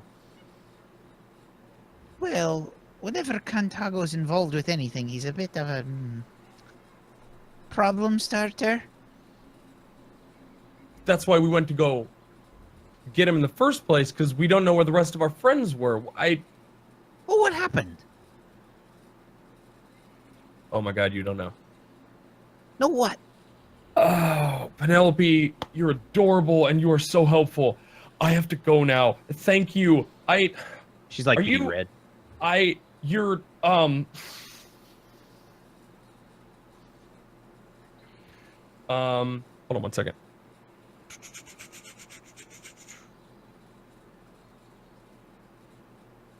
I have threads in my backpack that I cut when we were in the dungeons. I have some threads left. And I just go, hold on. And I grab one of those threads. About this long. Very short. Say, give me your hand. What? No, What? it's okay. It's fine. Just really quickly. All right? And I tie a knot around I don't know, her pinky finger. Okay? With one of those. And I go, I don't know if I'm gonna see you again, but You going someplace? yeah. But all I can say is, I know you don't necessarily feel like you deserve credit, but I don't have much to give. And just whenever you're feeling down, take a look at your pinky and realize how much you help somebody and can help somebody. Thanks, Penelope. And I get up and go. Oh, have a good one. Bye. Okay. And you just kind of head out. Meanwhile, Tiberon. Oh God. So you and Professor Gray had an intense chat where you divulged that you in fact had let the paper drake out of Cantago's tower, and it was a bit heated, and she was extremely frantic in her exclamation that you immediately you guys had to go find this thing like right away. So she sort of like climbs down off of you after shaking the shit out of you, and she hops down, and she's like an elderly gnome, which are pretty freaking old, and not as old as like an elderly kind of elf, but you know they're up there, several hundred years old, and she just like hops down with her like little robe. She says, All right, we need to get going. Come on, let's go. and she like opens up the door. Come on. I know you're big, but let's go. You can still follow me. I'll show you big. Making some mean remarks, you short, tiny dwarf lady. What was that? You can't hear me. You're deaf. What? Exactly. I'm following her. So yeah, you head out onto the landing, and you can see like outside now. Give me a perception check. All righty.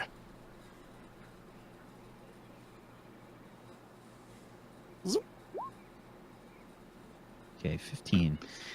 So looking out, as you make your way down the stairs out into the courtyard again, it's quite a different scene. Like the scene of like people like rushing to class is not happening anymore. In fact, it looks like people are starting to like head away, like purposely, like not towards classrooms. They're sort of hauling ass away from a particular location. It looks like they are moving away from the northern wing of the school. And she says, "Oh no! Oh no! He must be! Oh no! Oh no! No! No! No! No! No! No! No! No! No! He must have gotten himself into the library!"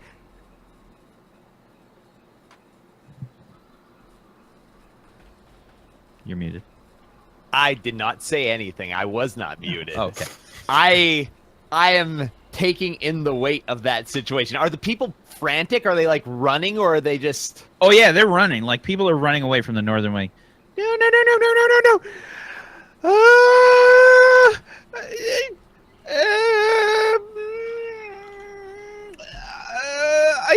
I think it is very important that we summon some of the other professors to help us with this immediately. And you can see she like takes out this staff from inside her robes. It's about the size of she is, and she like clacks it on Where were you keeping that? Wow. No, I'm just like internal monologues. Wow, like her height and wow. Oh my god. Oh yeah, she's got skills. And she taps the staff several times on the ground, like the bottom of the staff, and you can see like these sort of this magic sort of like coalesce around the top of the staff, and for every clap of the staff on the cobbles, you can see like a magic missile head out from the top of the staff and start to shoot out. And there's sort of like a bell tower area in one of the towers on the northern side of the courtyard, and the magic missiles like sail up towards the bell, ding, ding, ding, ding, several times, and they just like hit like in rapid succession, and she says, "There! All right, let's go to the library!" And she starts to like haul ass. I'm going to haul as much. I mean, I don't know what kind of pace she's setting, but I'm pretty sure that with her short legs, Tiberon can make this happen. Oh yeah, so she starts like taking off, and as she does, you can see her like chug like some kind of strange liquid that she pulls from her robe, and it's like this sort of yellow, and she does like another one of like these like kind of situations, and she just like goes super fast, like she's just hauling ass, like it's like you're like no problem, I got this. Like she just takes off. Good God. And you're chasing after her. People start running past you, all different people saying, "My scrolls! My scrolls! Oh, I need to make sure they're all right! My books! My books!" You know, like, people are, like, hauling books. Like, they just have, like, tons of shit. Like, they're walking past, spilling books all over the ground, quickly, like, trying to pick them up and get the fuck out of there. And you make your way through the crowds of people that are sort of like rushing past you, bumping into the occasional person and whatnot, sending their books flying to the ground probably, and eventually you come to the northern wing of the buildings, and basically the wings are built like off of the courtyards, right? So like you can sort of go into the different wings, and as you head there, you can see like on the ground floor, there's sort of like an elaborate, like large doorway, and the doors are open, and inside is chaos. There's all kinds of magic flying around. It looks like, you know, the scene from Harry Potter in the when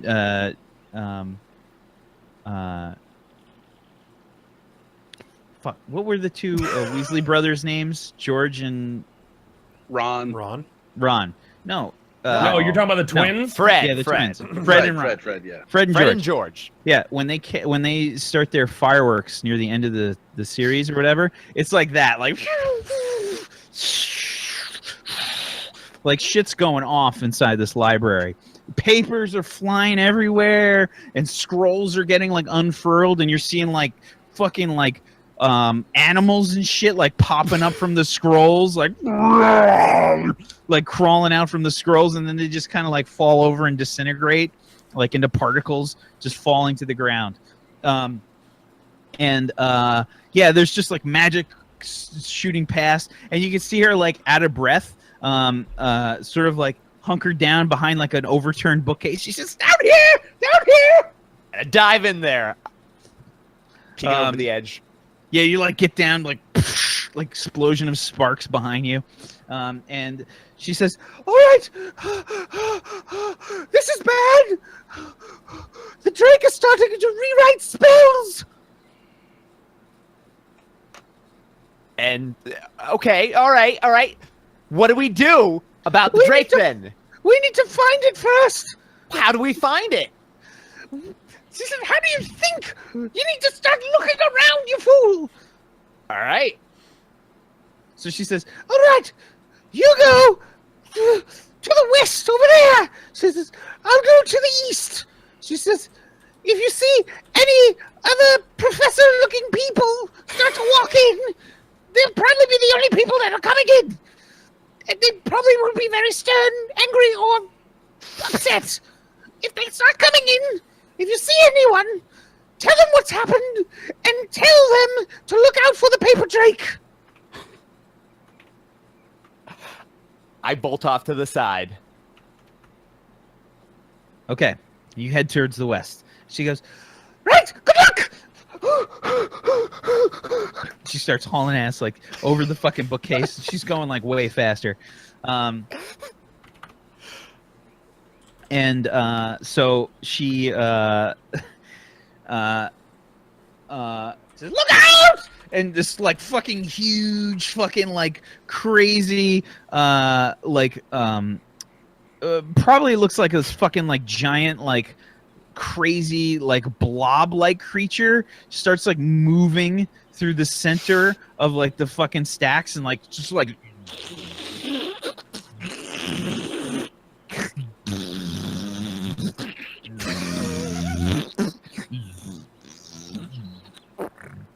yeah, and it's huge. It's like the height of like two bookcases. It's probably like 15 feet tall or something. Beautiful. Is it going anywhere in particular? Is it just like oozing forward? It's oozing and like it's leaving this like slime all over the books and shit like as it's moving through. And she says, "Don't get underneath it." It's moving pretty slow. Like you could outrun it if you run like full speed. But it's kind of moving through the center. It doesn't seem like it's focused on you or anything. It's just fucking there. And you can see like there's like books and stuff floating through it, like stuck, you know, like floating all through the middle and stuff. There's like a fucking chair, you know, like probably like a smaller bookcase in there and whatnot. And yeah, give me a perception check, please. All right.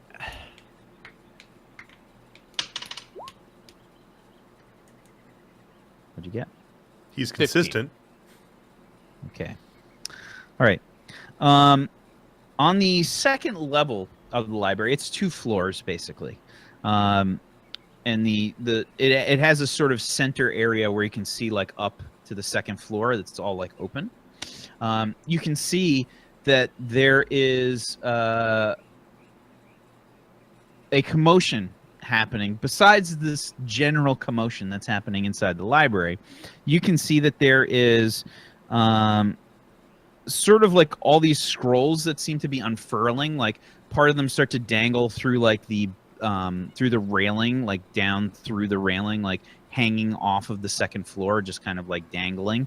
And it seems like it's coming from up above, probably like above you and north a bit, probably like towards the corner. You probably see the scrolls like come off like the second floor, just kind of like start to unravel up above there. All right. But I can't see what like is causing the scrolls to unfold. They're just starting to go. Yeah. All right. I'm just gonna shout, something's happening on the second floor. I don't know what. It could be maybe the paper Drake. No response. Wonderful. All right. At that point, Tiberon decides that it's time to take matters into his own hands and do his best to make his way off in that direction. Is the blob still oozing in his direction? It's probably heading towards the door. All right. In that case, Tiberon does not give a shit about that. As long as he's not going to be engulfed by something giant, I'm good with this.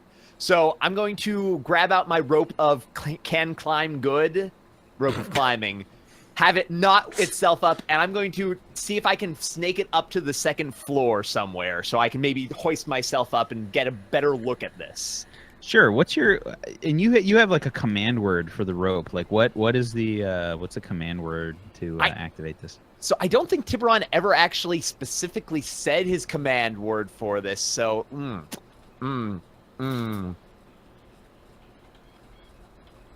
gonna go with climb good. Climb good. It is literally going to be my rope of climb good. Okay, sure.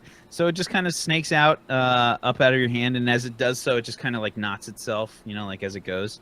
Starts to go up towards the second floor. Meanwhile, Beaks, Azatool, and Corco, you guys are hauling ass. Give me athletics checks, all of you. Beaks, unless you're flying. Yeah, I'll fly to keep up. Okay, sure. Give me an athletics check with advantage, we'll say. All right. Climb sesame. Okay. Okay, so you guys are making good time, and actually, I rolled pretty well for Cantago as well. He's you guys are hauling ass. He looks fucking scared, and he's you can hear him like huffing and wheezing and panting, but he's like legit scared. And Nip Nop is just yelling at you the whole time. And Beaks like, Faster! No, we need to go faster! There it is! The Scholars College is right there!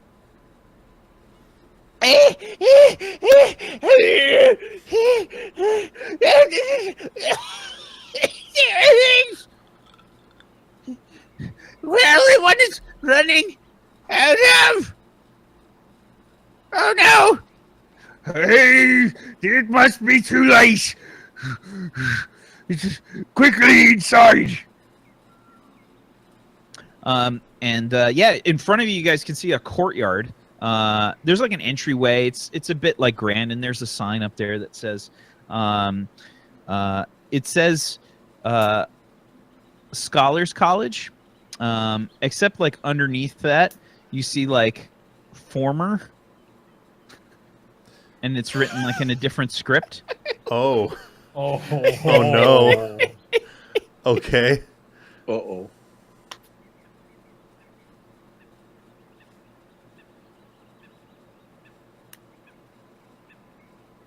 We're boogieing inside, right? We're going Yeah, inside. no, we'll just keep going. I'm gonna fly through the door because I've got Nip Nop and he wants in there. Okay, sure. So yeah, Nip Nop's getting jostled around, and you guys make your way in. You can see there's people in robes that are just kind of like running past you, and they have all these books and scrolls and shit that are just kind of like falling away behind them. Several people like occasionally spilling books all around. And there's this sort of like hedged courtyard. You know, it has like flowers and plants and stuff growing all through the center of the courtyard. There's probably like a few like I'd say there's probably like a pond or something like near the center, like with a tree and stuff. It's like a nice, like picturesque little center area. And Nip Nop says, where do you think he would go first? I'm not sure. There's so many places he could go. Ooh. Would he go to the same place again? Oh, I don't know if he would push his luck. And they just kind of like look at each other. The library. Okay, north side. And he points. We can cut right through there. And there's like a path through the hedge. There's probably like a nice like little lunch area or whatever. Like people go have like lunch and stuff in the center of the courtyard and whatnot. There's like a little like, you know, those stone paths that just have like one like irregularly cut stone slab that's just like occasionally like placed there, like little hop, skip, and a jump kind of stones everywhere. Kintago starts to lead you through there. As you guys approach the north wing, you can see this very odd sight. People are just kind of congregated outside the library as this strange, greenish kind of jello-looking thing is sort of squishing its way through the large double doors in the front of this building. What? Everyone is just kind of staring with their mouths like hanging open. Is this normal for the school scholars? Is this like an everyday thing? What is that? Kintago and Nipnop both like jaws hanging in the floor. Talk, speak, tell us what you see. What is it? What is it? Use your words. It's a slime! It's a slime! I've never seen one that big before. How do we kill it? So it's not the paper drake? Quite difficult to deal with. What do you? That is less than helpful. How do you kill it? When all else fails with fire? But we can't use fire in the library. There's a fire in the library. Glad you said something. I was ready. It's pushing its way out the door. You said. Oh yeah, it's just like. I fire a firebolt off at it. They said fire. Okay. All right. I practiced restraint. So brash. So Firecrow sails a firebolt out, and I think that's a good place for us to take our next break. Who is this Firecrow of who you speak? Or Corco, I'm sorry. Okay. All right. Holy shit! Well, I think we should all change our backgrounds to the one that one that Dag is sporting. I'll send the file out so that you wonderful. can all get ready for the break. Good. And don't go anywhere, everybody. We'll be right back. Sit tight. We'll be back with more natural wounds. It's going to be great as Firecrow burns the Library of Alexandria. Have a good break. We'll see you in just 5 minutes. Bye, everybody. Bye.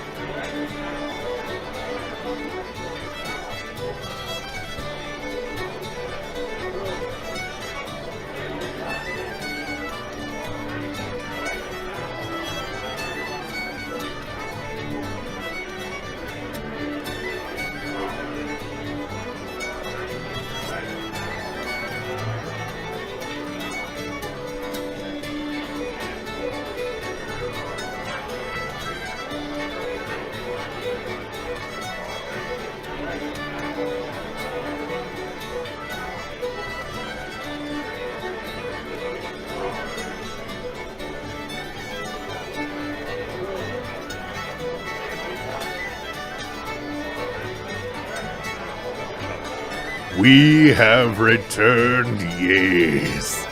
Welcome back. Welcome back to Natural Ones. Whoa! It's like the word of the day up in here. Nat One. Welcome back. Hope you guys had a great break. And we are about to burn down a library. So welcome back. Way to spoil it. Hey, It hasn't happened yet. It's Tiberon improv. has no Shut part up. of the library burning. None. Not at all. Okay. Girl, I got ESPN. I know what's going to happen. Don't even worry about it. No, but welcome back. If you're just joining us, this is Natural Ones. This is a time where we get together with our teammates right here on Team Would You Kindly and play some D&D, and that is DM'd by the wonderful, incredible, and talented Whack Steven, located just yonder here for me. I had to play a little Brady Bunch to figure out which direction it was. But welcome back. Yes, we are spoiled with a fantastic DM. So make sure you follow everybody here on the cast. If you're looking for a channel, you can click on our names in chat or ask one of my mods. They'll drop a caster command for you so you can find them. But welcome on in. I think we should hop right back into it. But thank you for hanging out with us. This is episode 18. I don't know how we got this far. Don't forget about the Would You Kindly Discord, guys. Oh, There yeah. is a Would You Kindly public Discord with the Natural Ones channel in there. You guys can hop in there, and if there's bullshit or whatnots you want to talk about, like, for example, is Penelope the greatest NPC or the greatest NPC? That's up to you. And you can decide that in the Would You Kindly Discord. Do the thing. Okay. I want to marry Also, her did in we- real life. Did we mention the YouTube at all tonight? Yes. Oh, At you all? know. Firecrow's popped it in chat a couple times. Okay. Yeah. So we do have a YouTube channel, youtube.com/Would You Kindly TV, all spelled out just like that. You can watch all of the old past episodes. If you guys need to catch up, you're more than welcome to do so. And we will see you there. Do it! I love that Slurpee. Sorry. What are you... You all right? I'm fine. Thanks so much here. For half a second, I thought you were like pulling a bottle of wine out from behind your chair, and I was like, "How do you have a wine holster?" All right, Whack. No, he's joining fucking House Ravenclaw. No, There I'm you actually trying to become W. Shan. There you God, go. Don't even. There you go. Don't even try. You can't. You You can't. can I pull up the can't pull off swagger. this. I can't pull off the scarf. All right, Whack, take us away. Let's do it. Don't hurt us. Sure, too bad. I'll be happy to. Yeah, okay, excellent. Let's why don't we start off with rolling some initiative? Why don't we get you guys boy. over here? Oh, delightful. Oh. He Why anticipated don't you go ahead and this roll shit. me some initiative, please? I don't like it when Whack knows what's going to happen and anticipates us. Me too. You got to select your Yeah, I select your forgot. token first. Oh no, you're not there, Umra. Yeah, I didn't think so. Okay, Nope. I was just checking. Kenny, please. Umrak smash. Oh, look! It has little scholars caught inside of it. That one's like, oh God, I really just want to like finish writing my scroll. Come on, man, that wasn't cool. Can we take a moment? That's the first time I've rolled initiative after selecting my token. Wow, congratulations. Only took me 18 episodes. 18 And episodes. I did it And I right forgot once. this time, so I mean, somebody's got to screw it up all the time. Feels good. Feels good. Feels good. Thing is god awful. Okay. I'm right here. I can hear you. Did you actually wait? Did you roll a 0 for the slot? What? Oh, No. Oh, I okay. didn't Sorry. roll You it. just one popped up one as 0. cannot I'm like, roll a what? 0. I didn't know that was possible. Roll your nat 0. Yeah, I mean you can have a modifier that gets you to 0. Oh, Yeah. fair enough. Yeah. Okay, and Kintago, I guess we'll just do this. Oh, Kintago's fighting with us. Hell yeah. Yeah. He'll put him in a He got staircase. trapped in his own tower. How good could it be? Fair enough. Okay. It looks like this thing gets to go first. Gross. Yay. 23. Okay. Whatever happened to that firebolt that was fired off? Yeah, oh, my bad. I totally forgot. Actually, Corco gets to go first. Corco, you got to roll your attack for your firebolt. 19. Ooh. Yeah. Nice. is a hit. Give me some damage. Ooh. Ooh. Damn! Ding. Oh, ye of little faith. Okay, your fire sails out from your fingertips and oops, let's try that again. Just kind of, and you see like this sort of scorch mark on this thing as it moves forward. Yeah, and it seems like your fire just kind of like leaves like a scorch mark, but doesn't seem to do very much. And now this thing gets to go. Ah. Oh god. Oh, he moves a lot. That's I do not like how much he moves.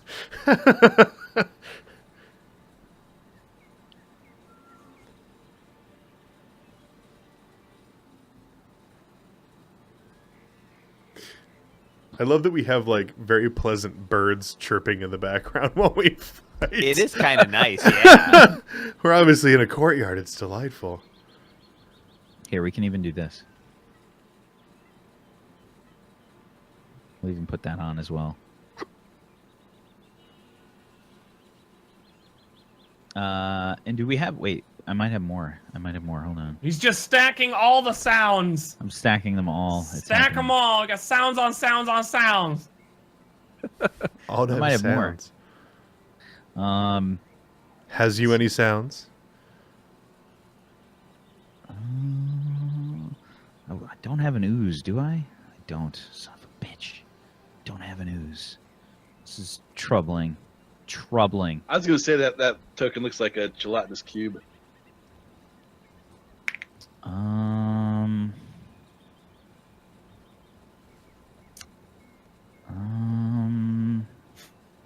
Bummer. No ooze. Okay. Here's what it is. Oh, Guys you are were gonna have make to like be- a slime sound in the background. A squidgy grossiness? Ah, I'm happy you didn't find that. Very moist.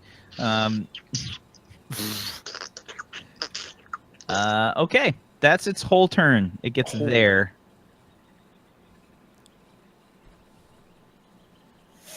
I don't like that Beaks. turn. Oh, it's my turn. Wonderful. Hooray. Long shot here. Based off of my what I'm able to look at it, does it look primarily made of water? Oh god.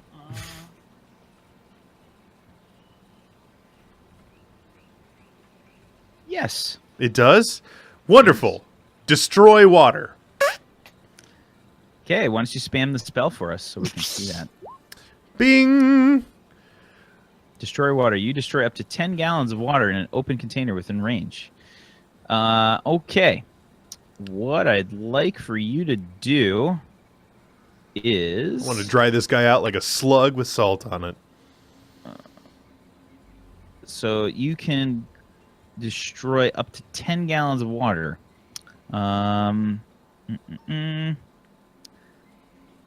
Okay. You can roll me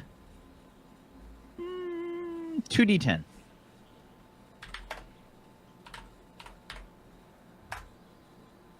Eight. Okay. You see like this chunk of the ooze just kind of like just kind of disintegrate. Woo! All right. Cool.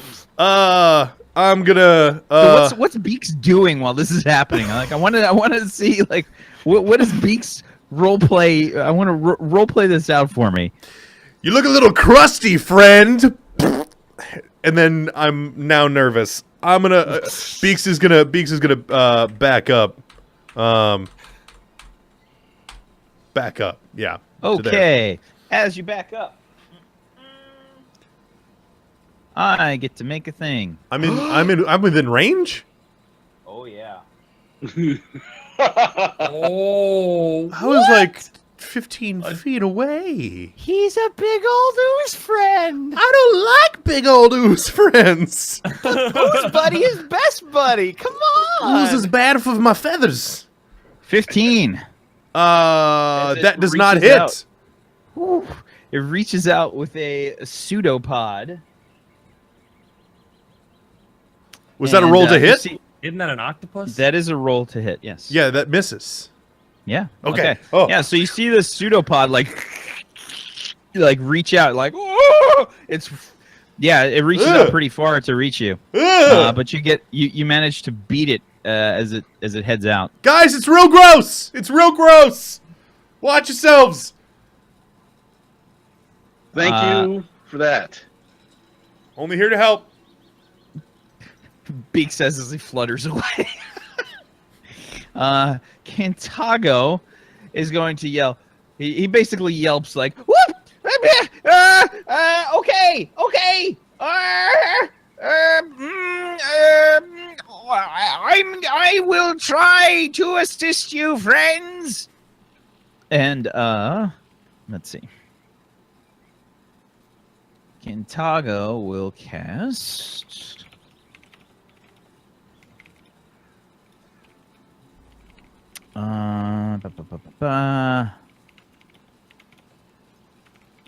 He will cast a spell. Let me just check this real quick.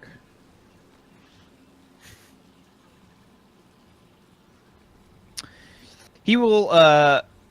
He has this like. He doesn't have a staff. He has a. You see, like he's got this sort of like dangling. It looks like the symbol of like. God, I'm blanking.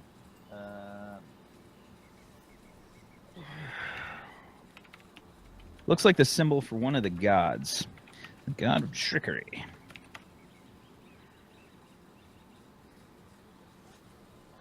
Oh, Timora. Timora, yes. Which is a coin. It's sort of like hanging from like this, this like amulet, this necklace sort of thing. Like he must have had this necklace on, and he takes it off and he just kind of like dangles it, and you can see like this.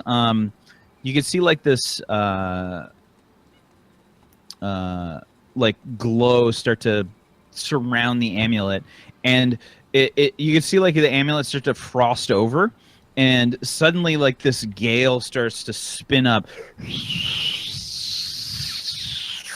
and you can see like the water vapor starting to freeze up. You know, you can see like snow starting to just swirl all around in the wind as he casts a storm. And let's see.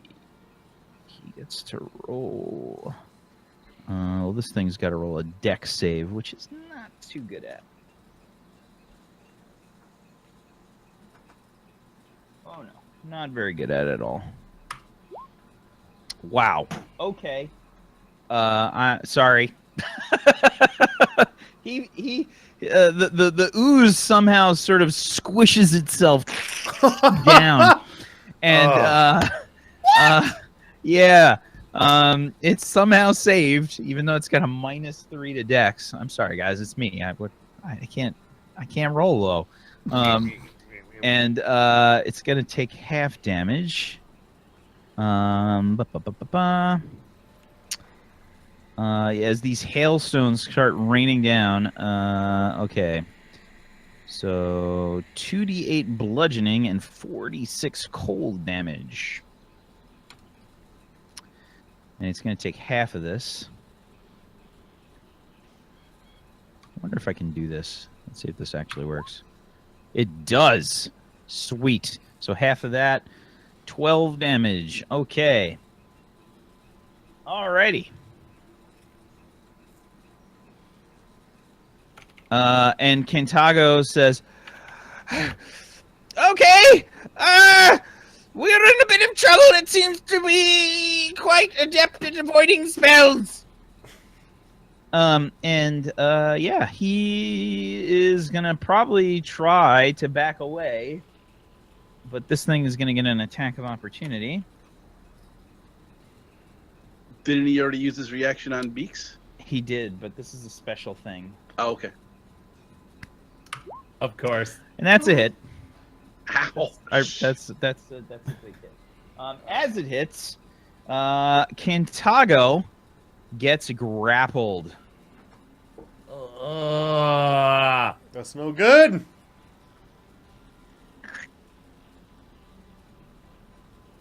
Okay, and we'll say Kintago is about, I think one way, right there. Looks Something like it's that. leaking. Yep. Okay. As a tool. Oh, did we say how much damage, or was the 22 damage? Yeah, I gotta roll for damage.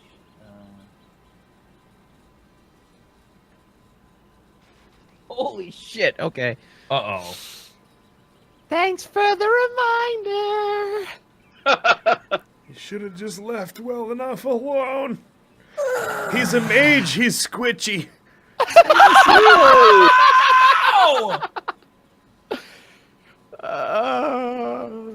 Dead.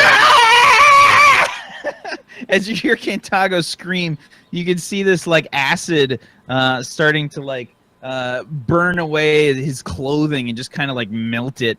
And he's it hurts. Yeah. And Acetul, it's your turn. It's your turn, buddy.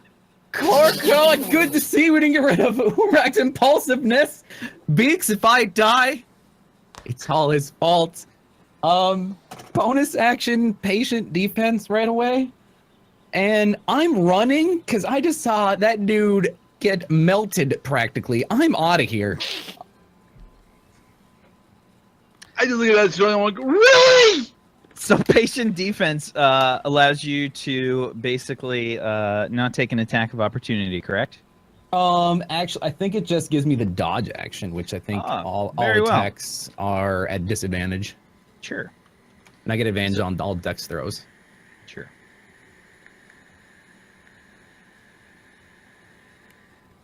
And I'm just gonna kind of book it, just kind of over in the corner. I think this is the right. I think it's 1d20 d1. No, that's drop. Drops the lowest. Forgot. All right, I'm just gonna roll 2d20. So don't freak out when I do this. This is its attack. It's gonna just take the lower one. All right.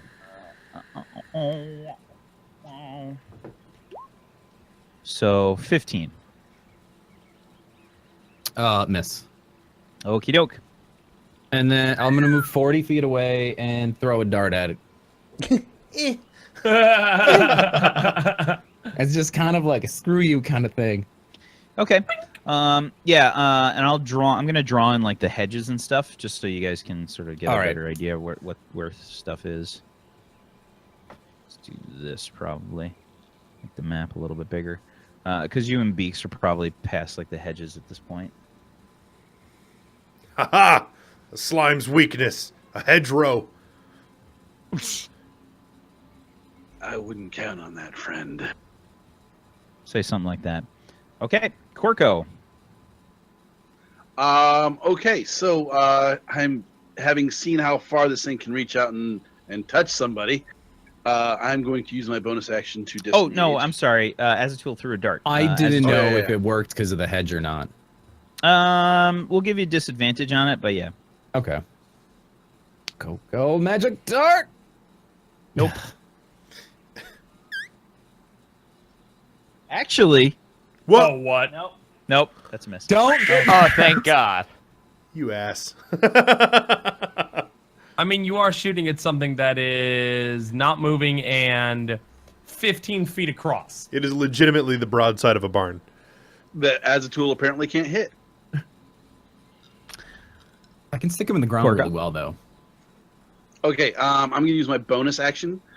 I'm going to disengage.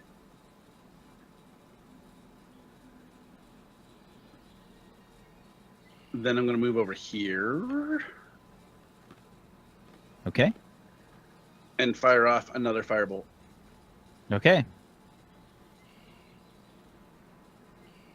You hear Cantago yell, "Fire doesn't seem to be working well!" The firebolt will hit it, and kind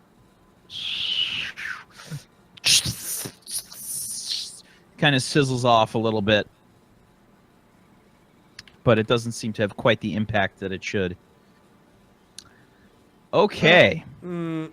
Tiberon, I'd like you to roll me a perception check, please. Oh, joy. All right, let's see what Tiberon sees. All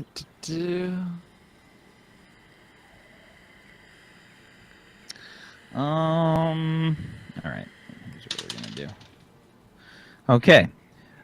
So as you start to you put like one hand on the climbing rope, you can hear the sounds of fighting outside, and you can hear you can basically hear the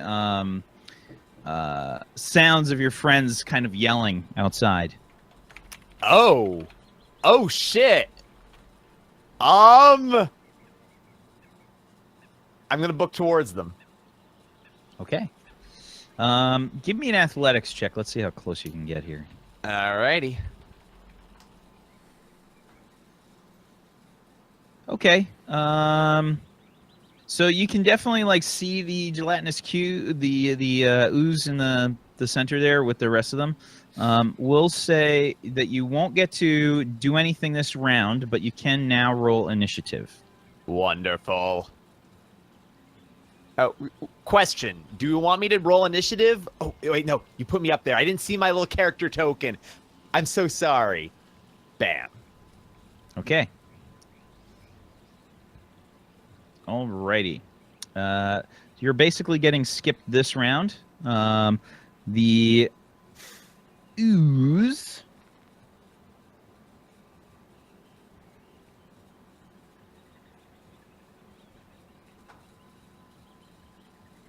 sucks in Cantago. What? Nom, nom, nom, nom, nom, nom, nom.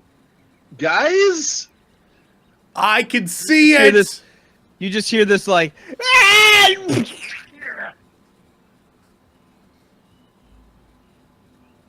and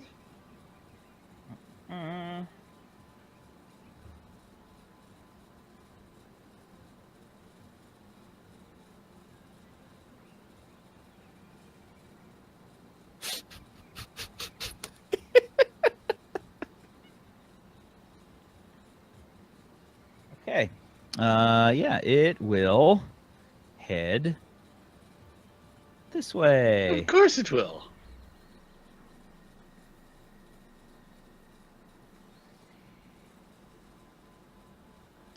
And let's see.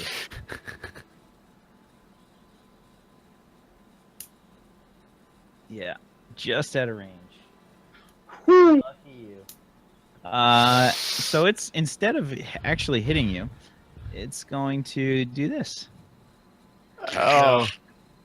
Oh. Are you? Is it in my space now, or? Yes, it is.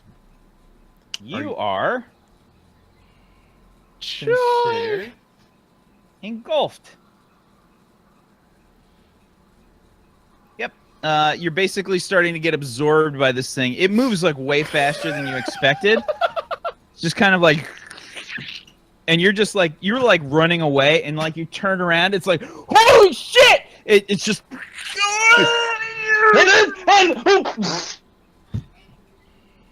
Yeah, you start to get engulfed. It's not good. It's bad. It's very bad. Tiberon is getting skipped for this turn. Beaks. I'm gonna cast Sacred Flame on it. Okay. That's radiant, not fire damage. Yay. Do I not get any attempt to evade it? Nope. You done got engulfed, kid.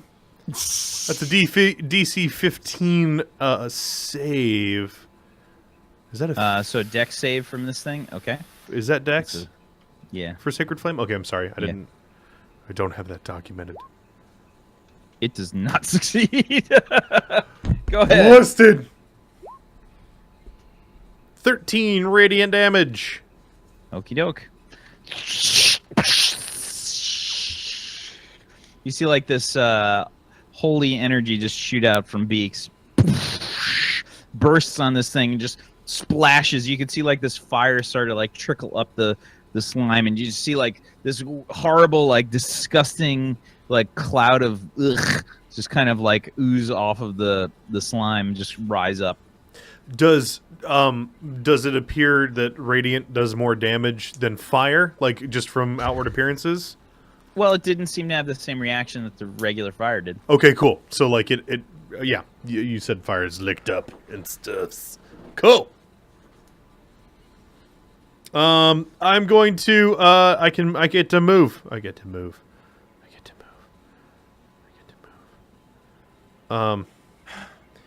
Yeah, we're gonna trying to be a good caster, and I'm too far away to move my freaking token. Ah. I mean, there's not that much to the back. Forget Tiberon. Who cares about him? Yeah, no, it's all good. Well, he's doing that. I'm gonna show it, goddammit. While he's doing that, does Umrak see or hear anything? And like, where is he at? Nah, you're nowhere close. Shit, The tavern is super far away. Okay. Fuck. And last you heard, they were in Kintago's tower. Right. He's heading back there, but on the map it was like there's like a fork in the road. Yeah. So, yeah. You had the Leave It to Beaver theme playing in your head right now. You just have like Penelope, like she's just like this frame, and there's like Umrak's just putting like arrows through all these hearts in his head. Okay. Kintago has a bit of a problem. He's got a bit of a problem.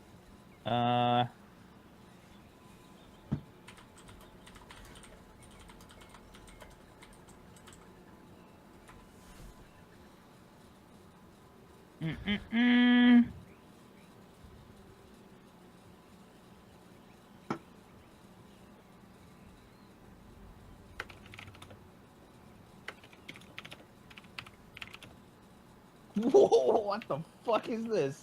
Oh God! That's Why do what you you keep love reading to hear. words? It gets worse every time you read more. This is crazy shit. Because all the stuff in the Tome of Beasts is so weird and different. Like they all have like these weird things that like no other creatures in D&D have. So I'm always like, that can't be right.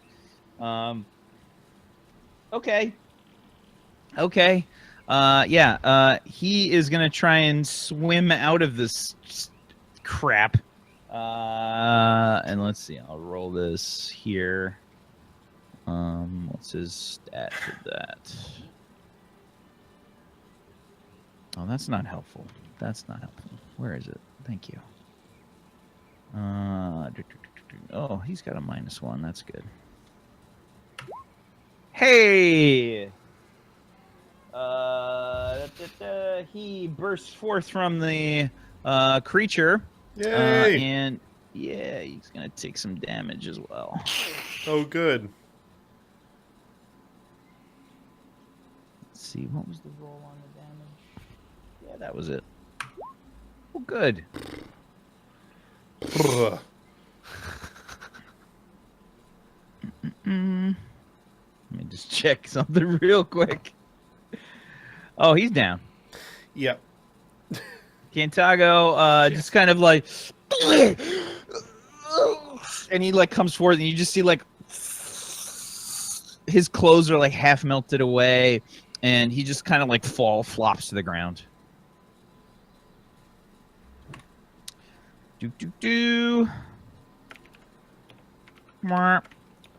As a tool. Knew we shouldn't have done this. I'm just gonna be quiet. And I'm just gonna I'm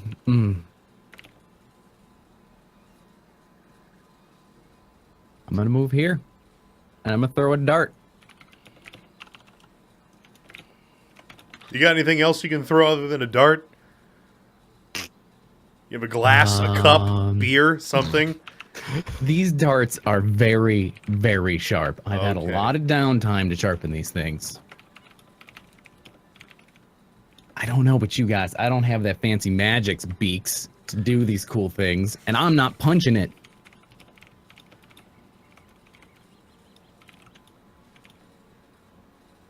Am I at a disadvantage here still, or No. regular?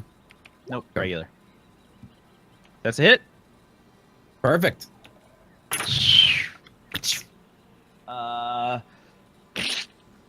You see, like the dart just like gets stuck in it, and just kind of like. See, I told you I could hit it. Just takes me a couple tries. God damn It didn't seem to react very much to the dart. But I hit it, and that's all that counts.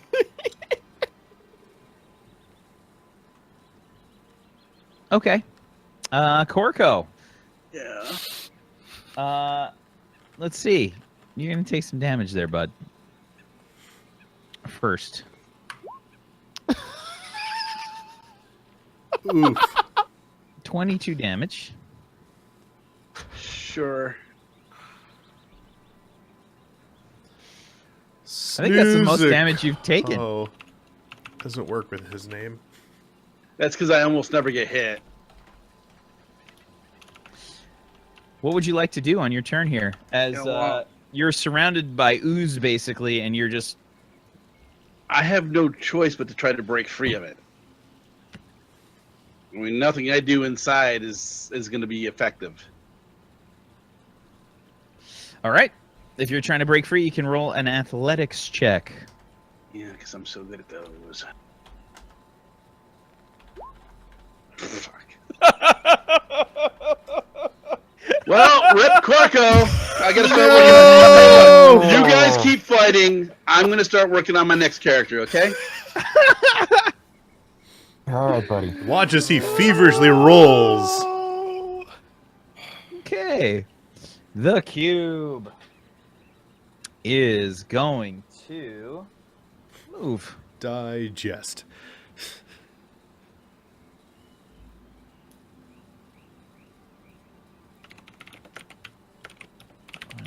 Oh, look, Corco's stuck in him. It's so cute. Okay. It's going to move to there. And that's his whole turn. Tiberon. Oh, hey. Oh, God. Let's measure out some distances. Yeah, Tiberon, you see like your friends now as you start to approach the door fighting this crazy fucking thing. You see Corco like floating in the ooze like...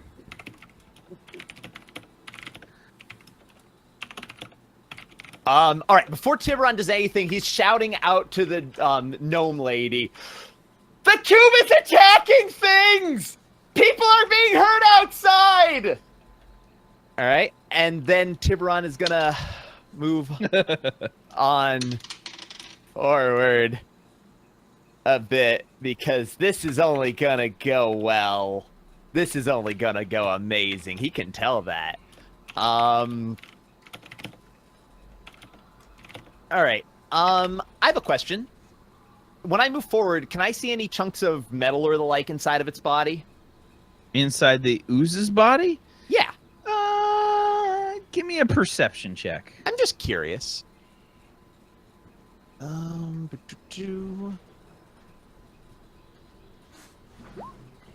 No. Okay, that's fine. In that case, so we move forward about 20 feet.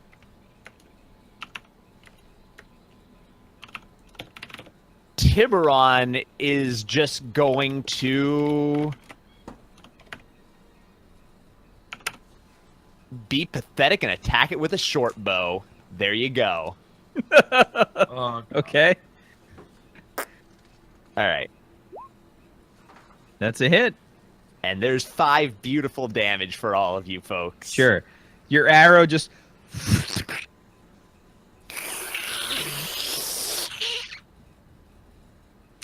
doesn't seem to have too much effect. Noticeably so. All right. So I already moved. Yeah, that you 20 guys can feet. see. You guys can see Tiberon. This arrow comes flying out from the doorway, and you can see Tiberon now. Tiberon! Sing it to death. Oh, you're so fucked. And where Tiberon stands, he will stay.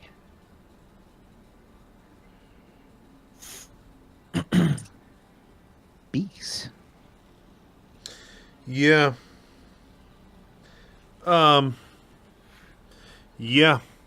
Okay. Just doing some light reading. Just checking on a thing. Don't worry about me. Joey, you. I'm gonna toss a guiding bolt at it. At this point. Okie doke. Make it happen. At level 3. Okie doke. Is that that's just damage? What? Don't I have to roll to succeed or no? You do. Yes. That's not the damage. That's your attack That's roll. your hit. That's hit. It's No, an you- yeah. It's an attack roll. The 14 is the attack roll. Okay. So that is a hit. You Okay. can roll for damage. Okay. At level 3. 20! Ooh. Radiant! It's actually 22. Mm. Beautiful. Fuck yeah. Alrighty. Bring in the thunder. Not yet. That's later. Because I can do that. Okay. This huge bolt of thunderous lightning blasts into this thing and does 22 damage. Very nice. You can see this huge chunk of nasty slime just kind of slide off of this thing and just kind of dissipate once it hits the ground, leaving this Yes. sort of slimy residue on the cobbles. Anything else? I would like to create some distance. Sure. Oh God, oh that's dismal. Okay, away I go. Sure. Eh. Attack of opportunity. Yeah, I know. That hits 19? me. Yeah. Ah! It's either that or be engulfed. I don't know. I don't know what to do with my hands. You take 24 damage and you are grappled. Ow! Owie! That'll leave a mark. Yes. Alrighty. Kentago is not doing great, but he's still alive. As a tool. I'm looking at you going, help! Help! You're our only hope! You just see like this green slime like grab him in the air. Creatively. Oh, I have an idea. All right. All right. I'm going to move here,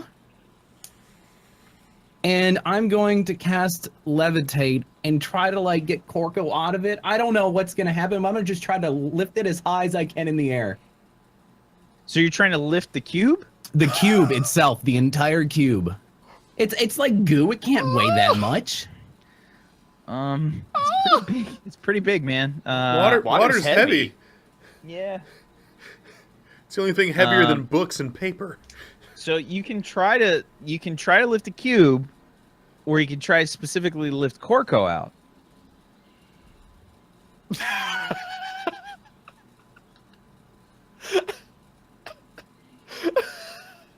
I know what my vote is. Fine, we'll go for Corko. I will attempt to levitate him out. Fine. That's- So levitate. Okay, let's just check on levitate here. All right, levitate. The spell can levitate a target that weighs up to 500 pounds. Stuff you want to read before you cast I spells. figured it probably didn't weigh 500 pounds. That's like 1.25 Tiberons. Come on. As somebody who's in 500 pounds though? No. Hold on. no, as somebody who's into fish tanks, something that big, if it were just water, would weigh like 6 to 10 tons. I'm just saying. 15 by But 15 that's pure feet? water, though. 20, Yes. 20 by 20. 20 by 20 by 20. That is the equivalent of like a Oh, 10. it's 20 tall too, yeah? That's your room, bro. Yeah. That's a Yeah, I know. I was 10,000 just looking. 10,000 gallons at 8 All pounds right. a gallon. All right. 80,000 All right. pounds. So, just so I don't get berated here was my thought process. I was thinking it was more like Jello. Jello doesn't have the same weight as water, right? Yeah, it does. No, it doesn't. It's made of water. Yeah, but it's also made of other things. That's not pure water, though. Pectin, which keeps the water from moving. It's made of water. A gallon of Jello would still be 8 pounds. You guys are like having this conversation, like what? Fine, move. I'm like, dumbass. Jello is still as heavy as water. Save me, Jesus God! We didn't have math in the monastery, all right? Physics, mystery to me. So, okay. I still So, love you're casting levitate on Corco. Sure, why not? Beaks is also trapped, but you're going for Corco. You've decided on which one you love more. No problem. And Beaks has a fighting chance. I assume that you are a willing creature in this, Corco. Okay, sure. I would like you to make a Constitution saving throw, please, as a tool. You are making a concentration check. All right. See if you can pull Corco free. Yeah! That'll do it. Yeah, dude. Corco, you get lifted 20 feet up, which we'll say is probably... We'll probably say it's like 15 feet above the ooze or so. I figure probably at least 5 feet or so deep, to be fair. Okay. And you're just like floating. And you see Azatul like... Okay. Well, I'm just floating there. I literally can't move. Is that all you're doing with your turn there, Azatul? Yep, I moved and cast. Yep, that's it. Okay. Corco, you're floating, man. What are you doing? Well, since I'm floating and I can't move at my own volition, I'm gonna hang there. And the only thing I can freaking do at this point is firebolt it again. Okie doke. Actually, gonna color spray it instead. Okay. What's that do? What effect are you going to choose? What's It's color trying to cast a spell. Color spray is I'm trying to. It's set for damage for some reason. You can... It has like 3 Hold different on, outcomes. I'll get you can the spell. pick. No, it's set for spell card. What's it doing? It might be asking for like a level. It did, but then it did it anyways. So I don't know why it's. Casting on yourself? So, color spray is target creatures in a 15-foot cone. And there's no attack roll, right? No, no. It's like sleep, but it's more dice to it. So you rolled 6d10. You want to hover over that number, Farrington, so everybody can see it? Yeah, don't. Oh my god!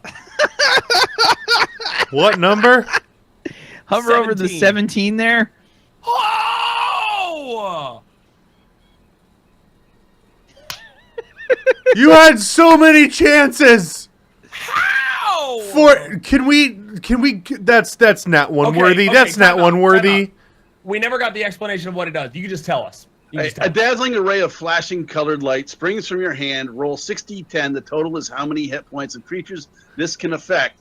Creatures in a 15-foot cone originating from you are affected in ascending order of their current hit points, ignoring unconscious creatures and creatures it can't see. Which this probably wouldn't affect it anyways. Which means it hits What me. does it affect them with, though? 15-foot cone, you're more than 15 foot away from me, dude. Yeah, you're 15. You're Okay. It has to have an HP of less than 17 for it to 17, affect. yes. It's So- like sleep. So if I had rolled Okay. 60-10 and gotten all 10s, it would have been 60 So hit points. just it could have affected. so what that translates to is that Corco rolled a 17 out of 60. So in other words, he went like this, and all you heard was. Hey, he was half choking, okay? Okay, Yeah, fair Corco enough. was probably like just completely like. And I'm like, You casted it wildly. It's fine. I'm Yeah. still don't see why. It's- And it does not take effect. I'm sorry. Nice try. Good try. Okay, the ooze is gonna. I hate not being there. What I would like is Umrak for you to roll a perception check. Oh fuck. I don't have any. Yeah, just normal advantage. Okay. Now's right, the time to roll high. Come on. Okay, so you're just kind of thinking about stuff, you're probably muttering to yourself and shit. Not really like super paying attention, but you can see like a bit of a franticness coming from the west. Along the path, you can see like there's a bit of a ruckus. There's sort of like people in robes and stuff dropping books all over the place and freaking out. You can hear people like screaming and yelling and stuff.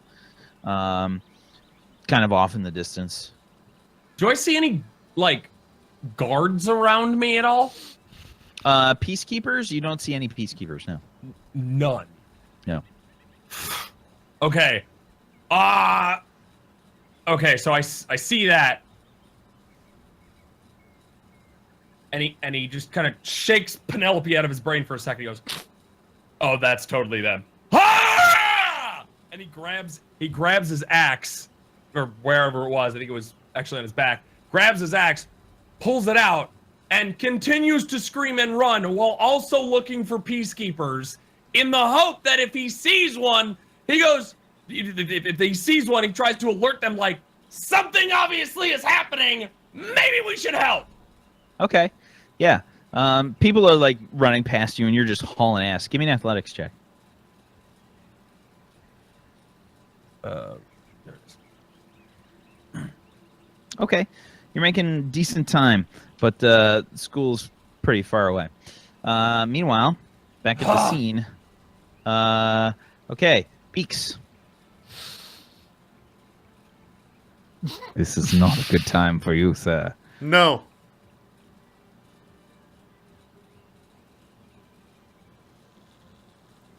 I had a plan, but I don't think I'm going to be able to do it.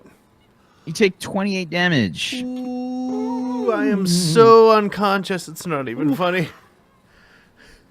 As a tool, It was more like a. Sorry, buddy. I'm snoozing. Toss up your nat, snooze.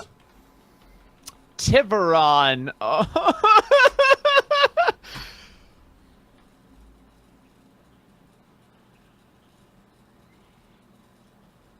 Oh God, I don't. Tiberon is really worried about this. I see. So, is Corco still floating? Yeah, he's up above. He's like I'm actually, I can't go anywhere. I literally can't go anywhere right now. I'm just kind of like. His feet are doing this. And Beaks is fully engulfed at the moment, just like. Oh yeah, actually, the ooze is gonna move there. And it pooped us out on the ground. No. Wishful thinking. Is Corco still hovering with the ooze there, or? Where the Corco's ooze was, hovering. yeah. He's up above. Yeah. Okay, but he's fully out of the ooze. Yeah. Okay. Tiberon is going to run forward in that case. We'll get our 30 feet here, first of all. All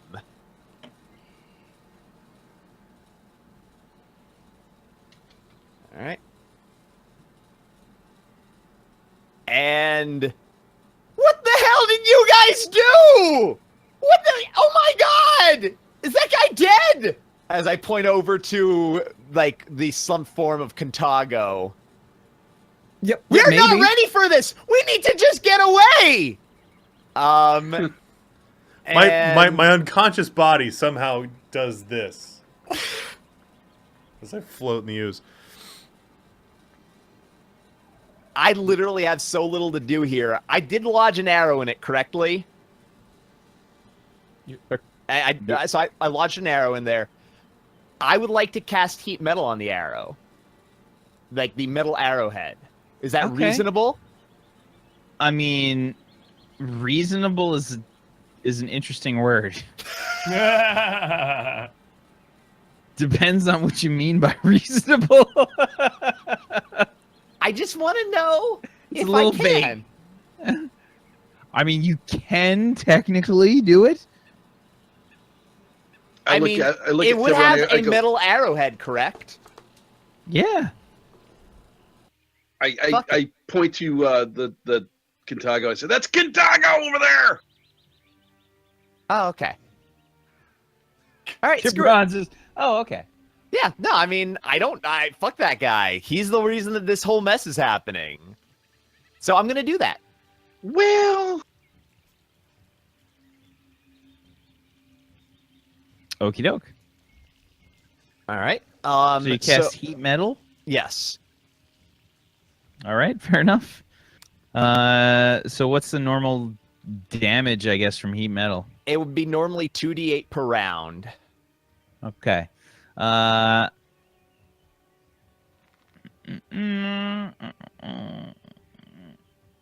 Okay, go ahead and roll me 2d8. All right. It's a Constitution save. Did you want me to link it for you? I think it's a Constitution. Yeah, it's a saving throw. Constitution save. So, well, it's a Constitution saving throw. If It saves. Perfect. It just drops it out of its body, doesn't it? Yeah. As soon as the arrow starts to get hot, just we're done. We're done. We're all dead. Run away. I feel like Tiberon's like, you see the arrow like start to glow white hot and just. Oh. That's all Tiberon had here.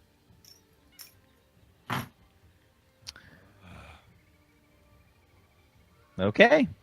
Beaks, please make a death saving throw. And before you do that, mark one fail. 4. Oh, because welcome back. you're Pete. engulfed. You take damage. yeah, it's an auto one fail. Tell. him Oh, one so more time. So I just automatically fail my you death get save? one. You get one fail right away because you are engulfed. Oh, yay. Okay, cool. Great. That's my turn. And no, you actually get to roll Again? and determine. Another. Yeah. Oh, no. Okay. Oh no. That's one success. Yay! Oh!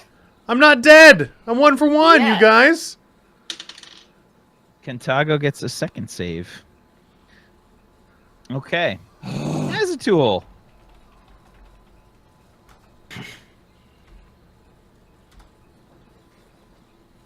Could never live with myself if I let Beaks die when I had to make the decision to levitate one of the two out. None of my friends can die. I'm gonna walk up to it. Now you still have the levitate going on Corco, by the way. Oh, okay, yeah. So screw that. That noise is gone. Just drop him. Well, actually, levitate like you. If I drop concentration, No, it's you. too late, man. He just No, fucking it dropped. slowly drops regardless. Commit. Bye. Boom on the ground. Whatever. Can I make an acrobatics check to see if I can roll out of the damage? Sure, we'll allow that. Sure. Hey, you do the See, it was fine, Assassin's Rob. Creed Everything's fine. Yeah. tumble roll thing. The Willy Wonka cane tumble roll. Yep. Hey, there you go.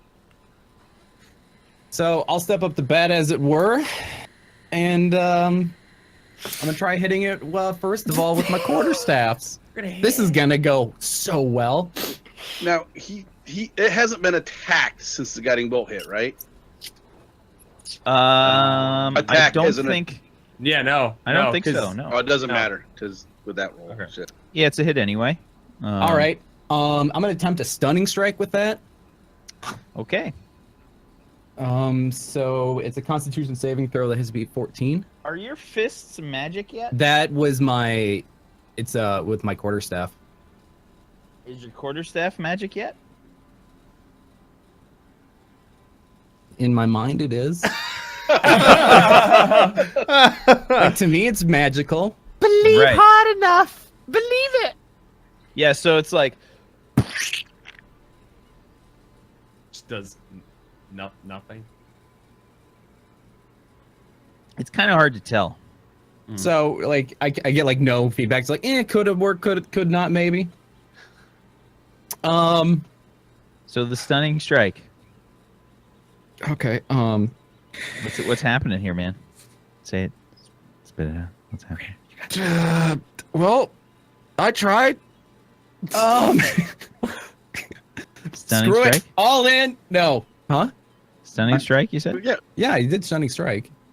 That's So what- that it hits. It procs if it hits on a melee weapon. If I choose to use a key. Yeah, so- point. Say what it is, dude. Oh, sorry. I missed that. I'm sorry. My apologies. I'm just messing The up audience so much doesn't tonight. know. Stunning strike, for those of you who don't know, which apparently is me even. If I hit with a melee weapon attack, I can use one of my key points to attempt to stun him for one full turn. Oh. If he fails a Constitution saving throw. Oh. Hey, there's a natural one. Oh, toss him in chat. Do it. Okay, that is a fail. It is. That's some stunned goo. Let me actually read the Just stun like condition it's just like in case it does, it's just like he hits it with a quarterstaff and of its like somewhat of a mind, it's just like did he just it's more like a did he actually just do that kind of a stun where he's like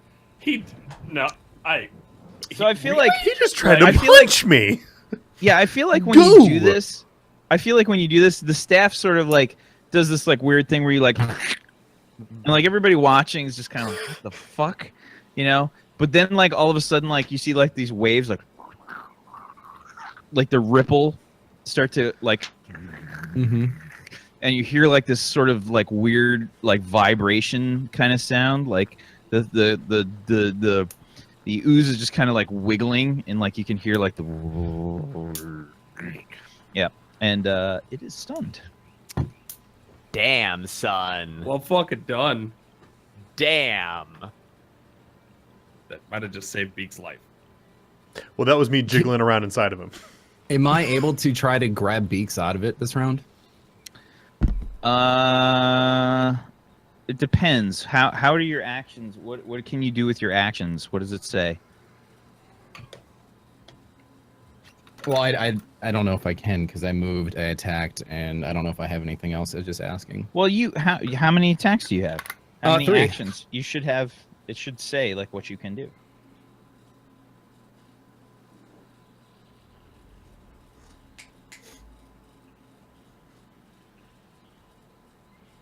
It's like sounding dumb. I don't know where I'd find that, or So I don't know.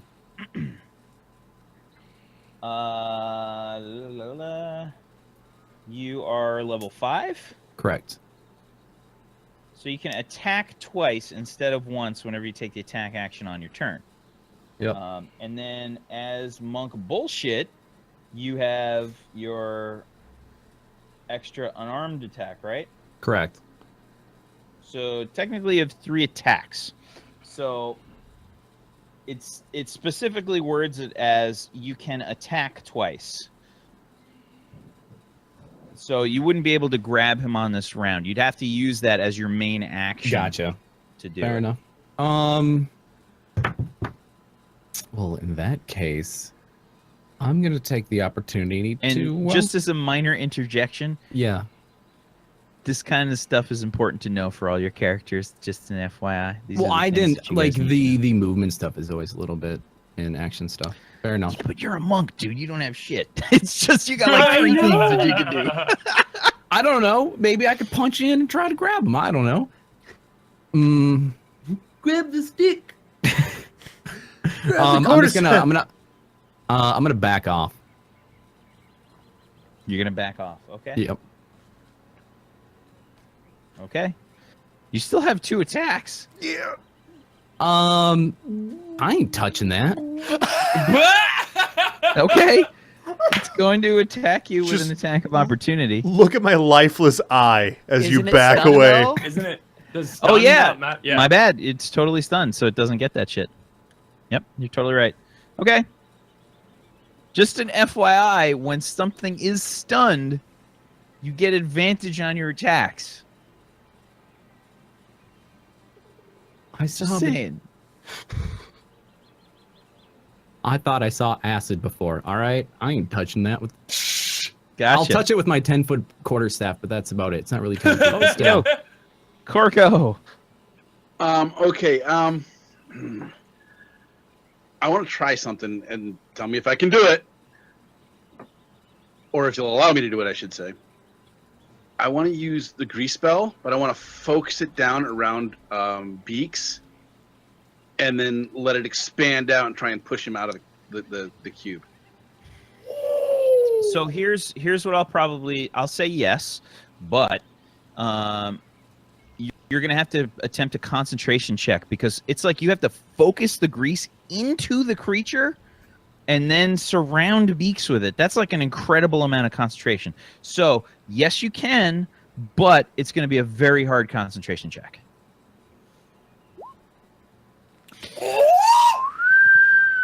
That'll do it.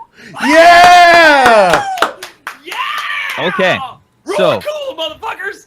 Beaks is surrounded by the grease, and I feel like it's one of those situations where the camera like zooms in on Corco, and you can see him like focusing, and like sweat is like pouring down his face, like with concentration. Maybe you get like a little nosebleed or something, and you see like this grease sort of like shoot out, and when you cast grease, where does it come from? Like, what does it look like? The grease is like clear. It's pretty much almost clear. Think of like hair gel, only really super slippery lube, basically. So it comes out of the aether, and then it forms and spreads out where you want it to. So I had in this case, like mental picture of like Naruto when the fucking Hokage like casts his fucking spell and he's like spits it out, and just shoots out. But that's fine. We'll just make it come from the ether. It just kind of goes, where you put it. It's Sure. it's Okay.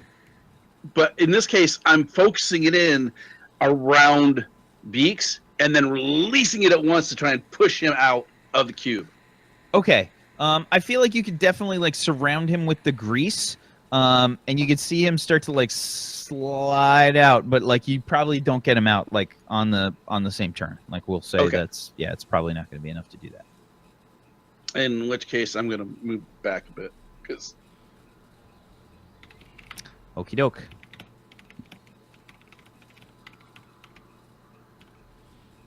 okay, and that's it. That's all I got.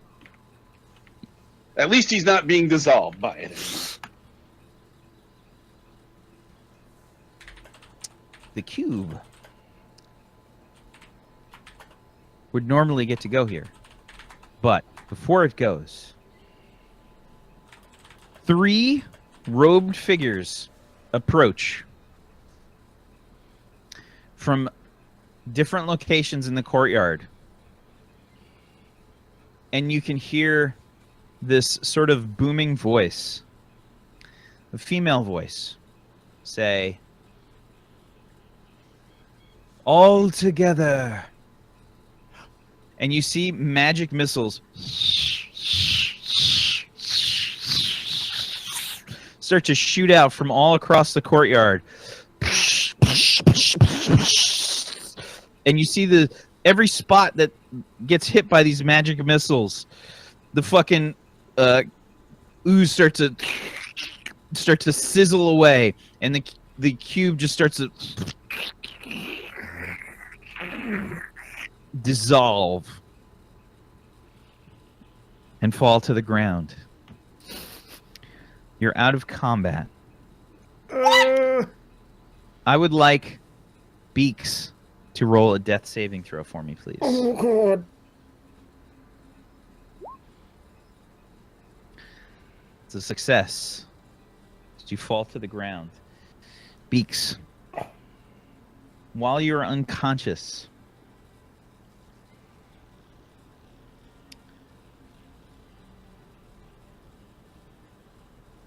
a torrent of images flood through your mind.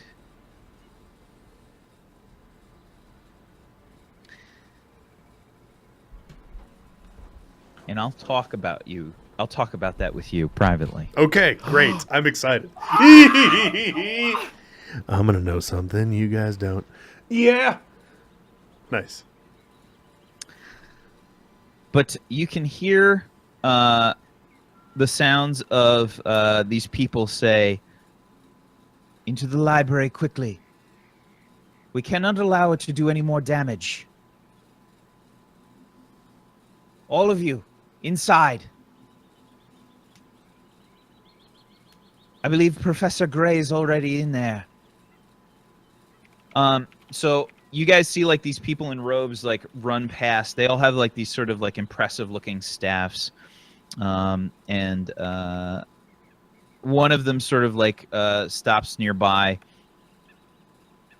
Beaks, and you can see her like reach down, and she just kind of like puts a 2 fingers close to your neck, basically trying to get like some kind of a pulse. She says, "Can anyone heal him? He is barely clinging to life." I look at Tiberon. I'm like, can you do anything for him? Probably. And I'll go up to him and use a healing word on him. Okay. Give me the healing word, please. Ooh. How do you do it? What happens? So Go play that shit out, man. I walk up to his body, and I could have done this at range, but I'm going to go straight up to him. I'm just going to just gently cup my hand towards his ear. I'm going to begin some like arcane mutterings. I'm going to use all of my bardic knowledge to just lace a single word with the power to bring him some health. I'm going to say, "The bird is the word."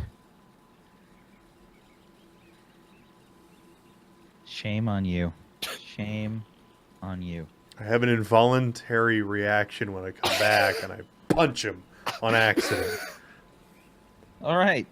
So give me your roll for healing word. All right. I was gonna say roll for damage. That should have rolled. Give me a second. I'll click that again. There we go. Yay. 9. Okay. You are... Take a deep breath, Beaks, and you feel like complete shit. Probably like a bunch of your feathers are missing and stuff. You know, you're just like bare. You can see your flesh sort of underneath. It's all kind of like reddened and fucking burned and shit. Like a bunch of your feathers are just kind of like missing. Some are like half melted, just disintegrated.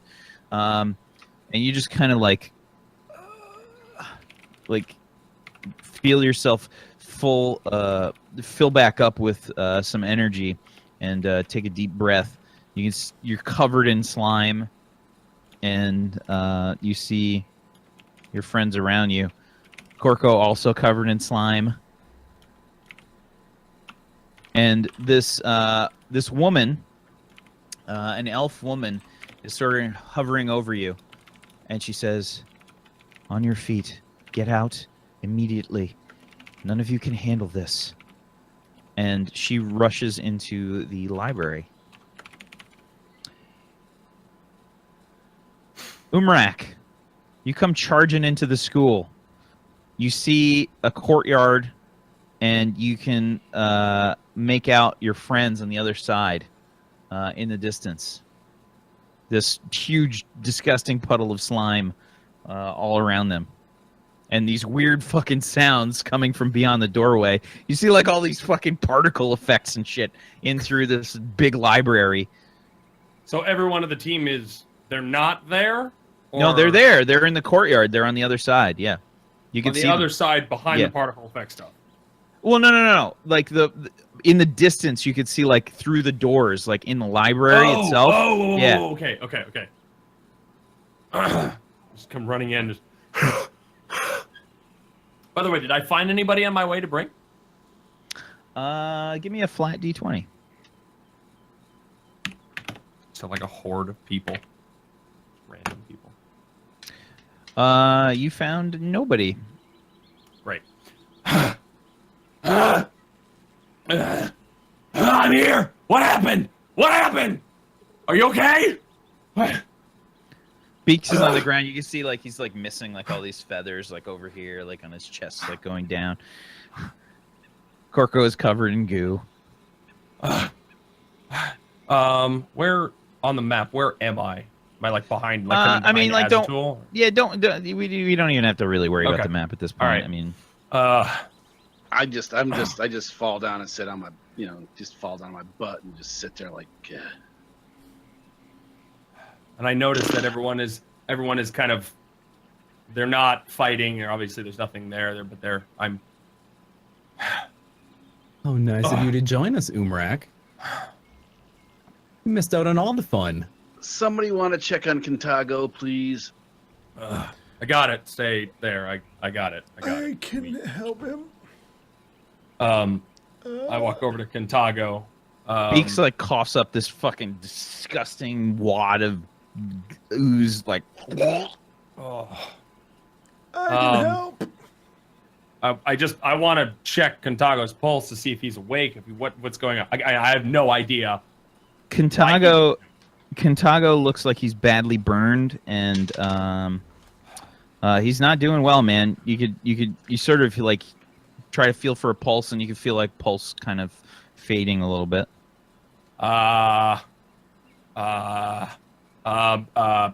Beaks, Tiberon, or oh god, Beaks is in bad shape. I'm going to we are out of combat, yes, and the yeah, we're outside. I'm gonna go ahead and start a prayer of healing. Your 10-minute cast of prayer of healing. Gotcha. No, we need something now. We're losing a pulse. All right. Tiberon, do you have anything, or just something really quick? Beaks, it's okay. You don't. I mean, if we can get him healed, it's okay. You obviously look like you took some beating yourself. I can get up and walk over to him and do cure wounds. You can also cast another spell that you're overlooking. Maybe to spare. Oh, healing word. No, There's another one that's really easy to cast. Oh shit! Mass healing word. I got mass healing word. Oh, I leveled up. You guys. Shut up. Shut up. I got mass healing word. No. Try again. You tried it earlier. You actually tried to cast it earlier. What? Spare the dying? He's dying. Yeah. But if I heal him, okay, fine. Spare the dying. He's stabilized. Poof. I walk over to him, put my hand on his forehead, and say, "Yo, dude, you're good." I imagine, like, in your current state, that's pretty fucking close to what you actually do. Yeah. Like, You're good. Shut up. You're fine. All right. Thank you. You, Beaks, sit down. I don't know what just happened, but rest. Kintago, wake up. He's out. Like he's unconscious. Damn it. I kick him. No, not. No, I kick him. Fuck this guy. No. Fuck this guy. Do you know what this asshole did to me? I know. Fuck this guy. No, I go kick him. I kick him. And I'm also not trying to stop you from kicking him. I'm talking to Tiberon. I'm like, I know. Like after you kick, like okay, I know. There are so many things that we don't understand right now. Just do something that I'm bad at and calm down. I kick him and I'll try again. to do the same. If you can do that, I'll do that. I literally kick him again at that. Do it Umrak, again. are you trying to stop him? Do Death it by again. 1,000 kicks. I'm like, Tiberon, we kind of need him. I'm laying next to him with my I'm hand on only his kicking forehead. him a little bit. Just a little bit. You could feel like the life drain out of him, like when you do it, and then like he bring him back to life. Like I'm laying with my hand on his forehead next to him, just going, and every time he kicks him, we go, no, no, no, no, no. No, no, no, no, no. I just like keep his bringing heart him back. starts to like slow down again, and like Just a little. Just Fuck me. just heal him, will ya? No, All kick right. him again. We need to find out where Kajiri is. Do you think he knows where Kajiri is? I talked to the guy. He has no fucking idea where anything is. He's been trapped in his damn tower for So- days, maybe weeks. so. Tiberon, as you kick Kintago, you feel the muscles in your foot start to tense up. Ooh. Okay. All right. I'm like, I just like start like hitting my leg a little bit. I'm like, what? I mean, I'm a big guy. I've you gotten okay there? cramps. It's You okay cramp. there? Cramp. Taking a Maybe. beating from a Your grandpa? leg starts All right. to get really stiff. What's going on, Tiberon? You all right? I don't know. I'm cramping up pretty bad here. I haven't eaten all day. I get those sometimes when I don't I'm eat sure enough. that's it. I'm sure it So has that nothing to do with Do you need kicking a an old banana? mage. And give me a history check, please, Tiberon. Can do. I just look at Umrak and I say, to be fair, I feel like hitting him a few times myself.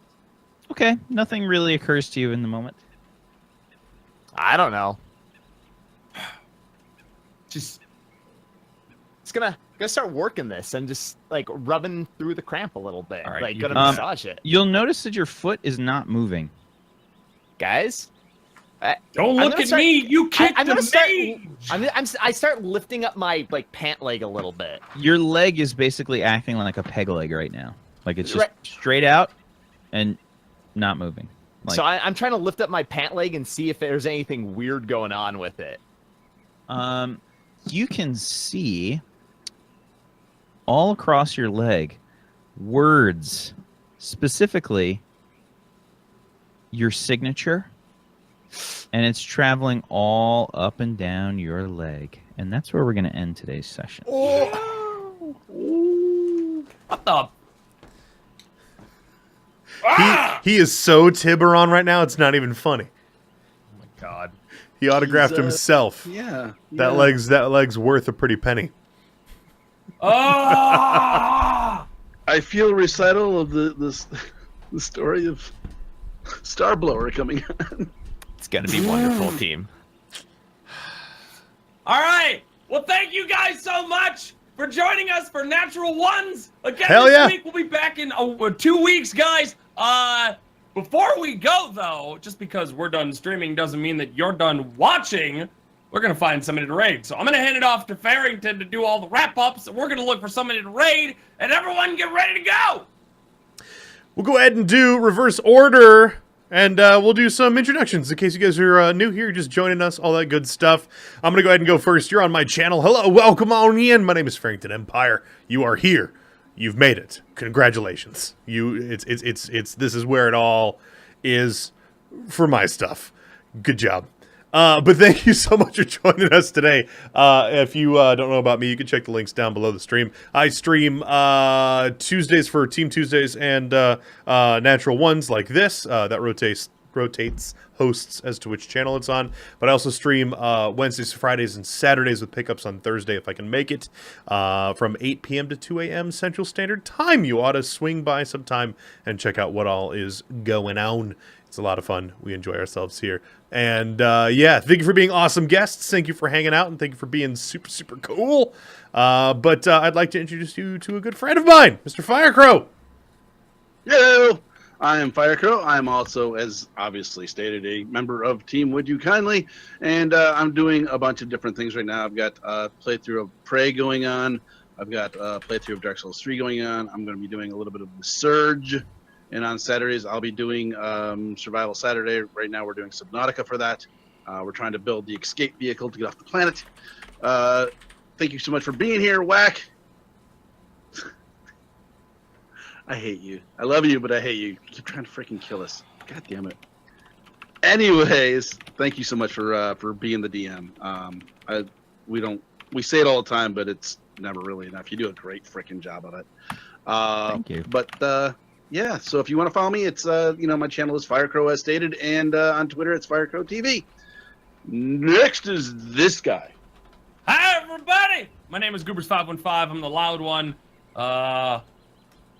Yeah, I play Umrak, and I'm a variety caster on my own channel. I play literally anything and everything. Right now I'm playing Dark Souls 2, and yeah, I guess we're doing that tomorrow night. Yesterday we did a Mr. Rogers special stream with me and Domestic Dan. That got weird, and it was fun. So, also keep an eye on the Mr. Rogers marathon that's going on. I actually have a commercial during that.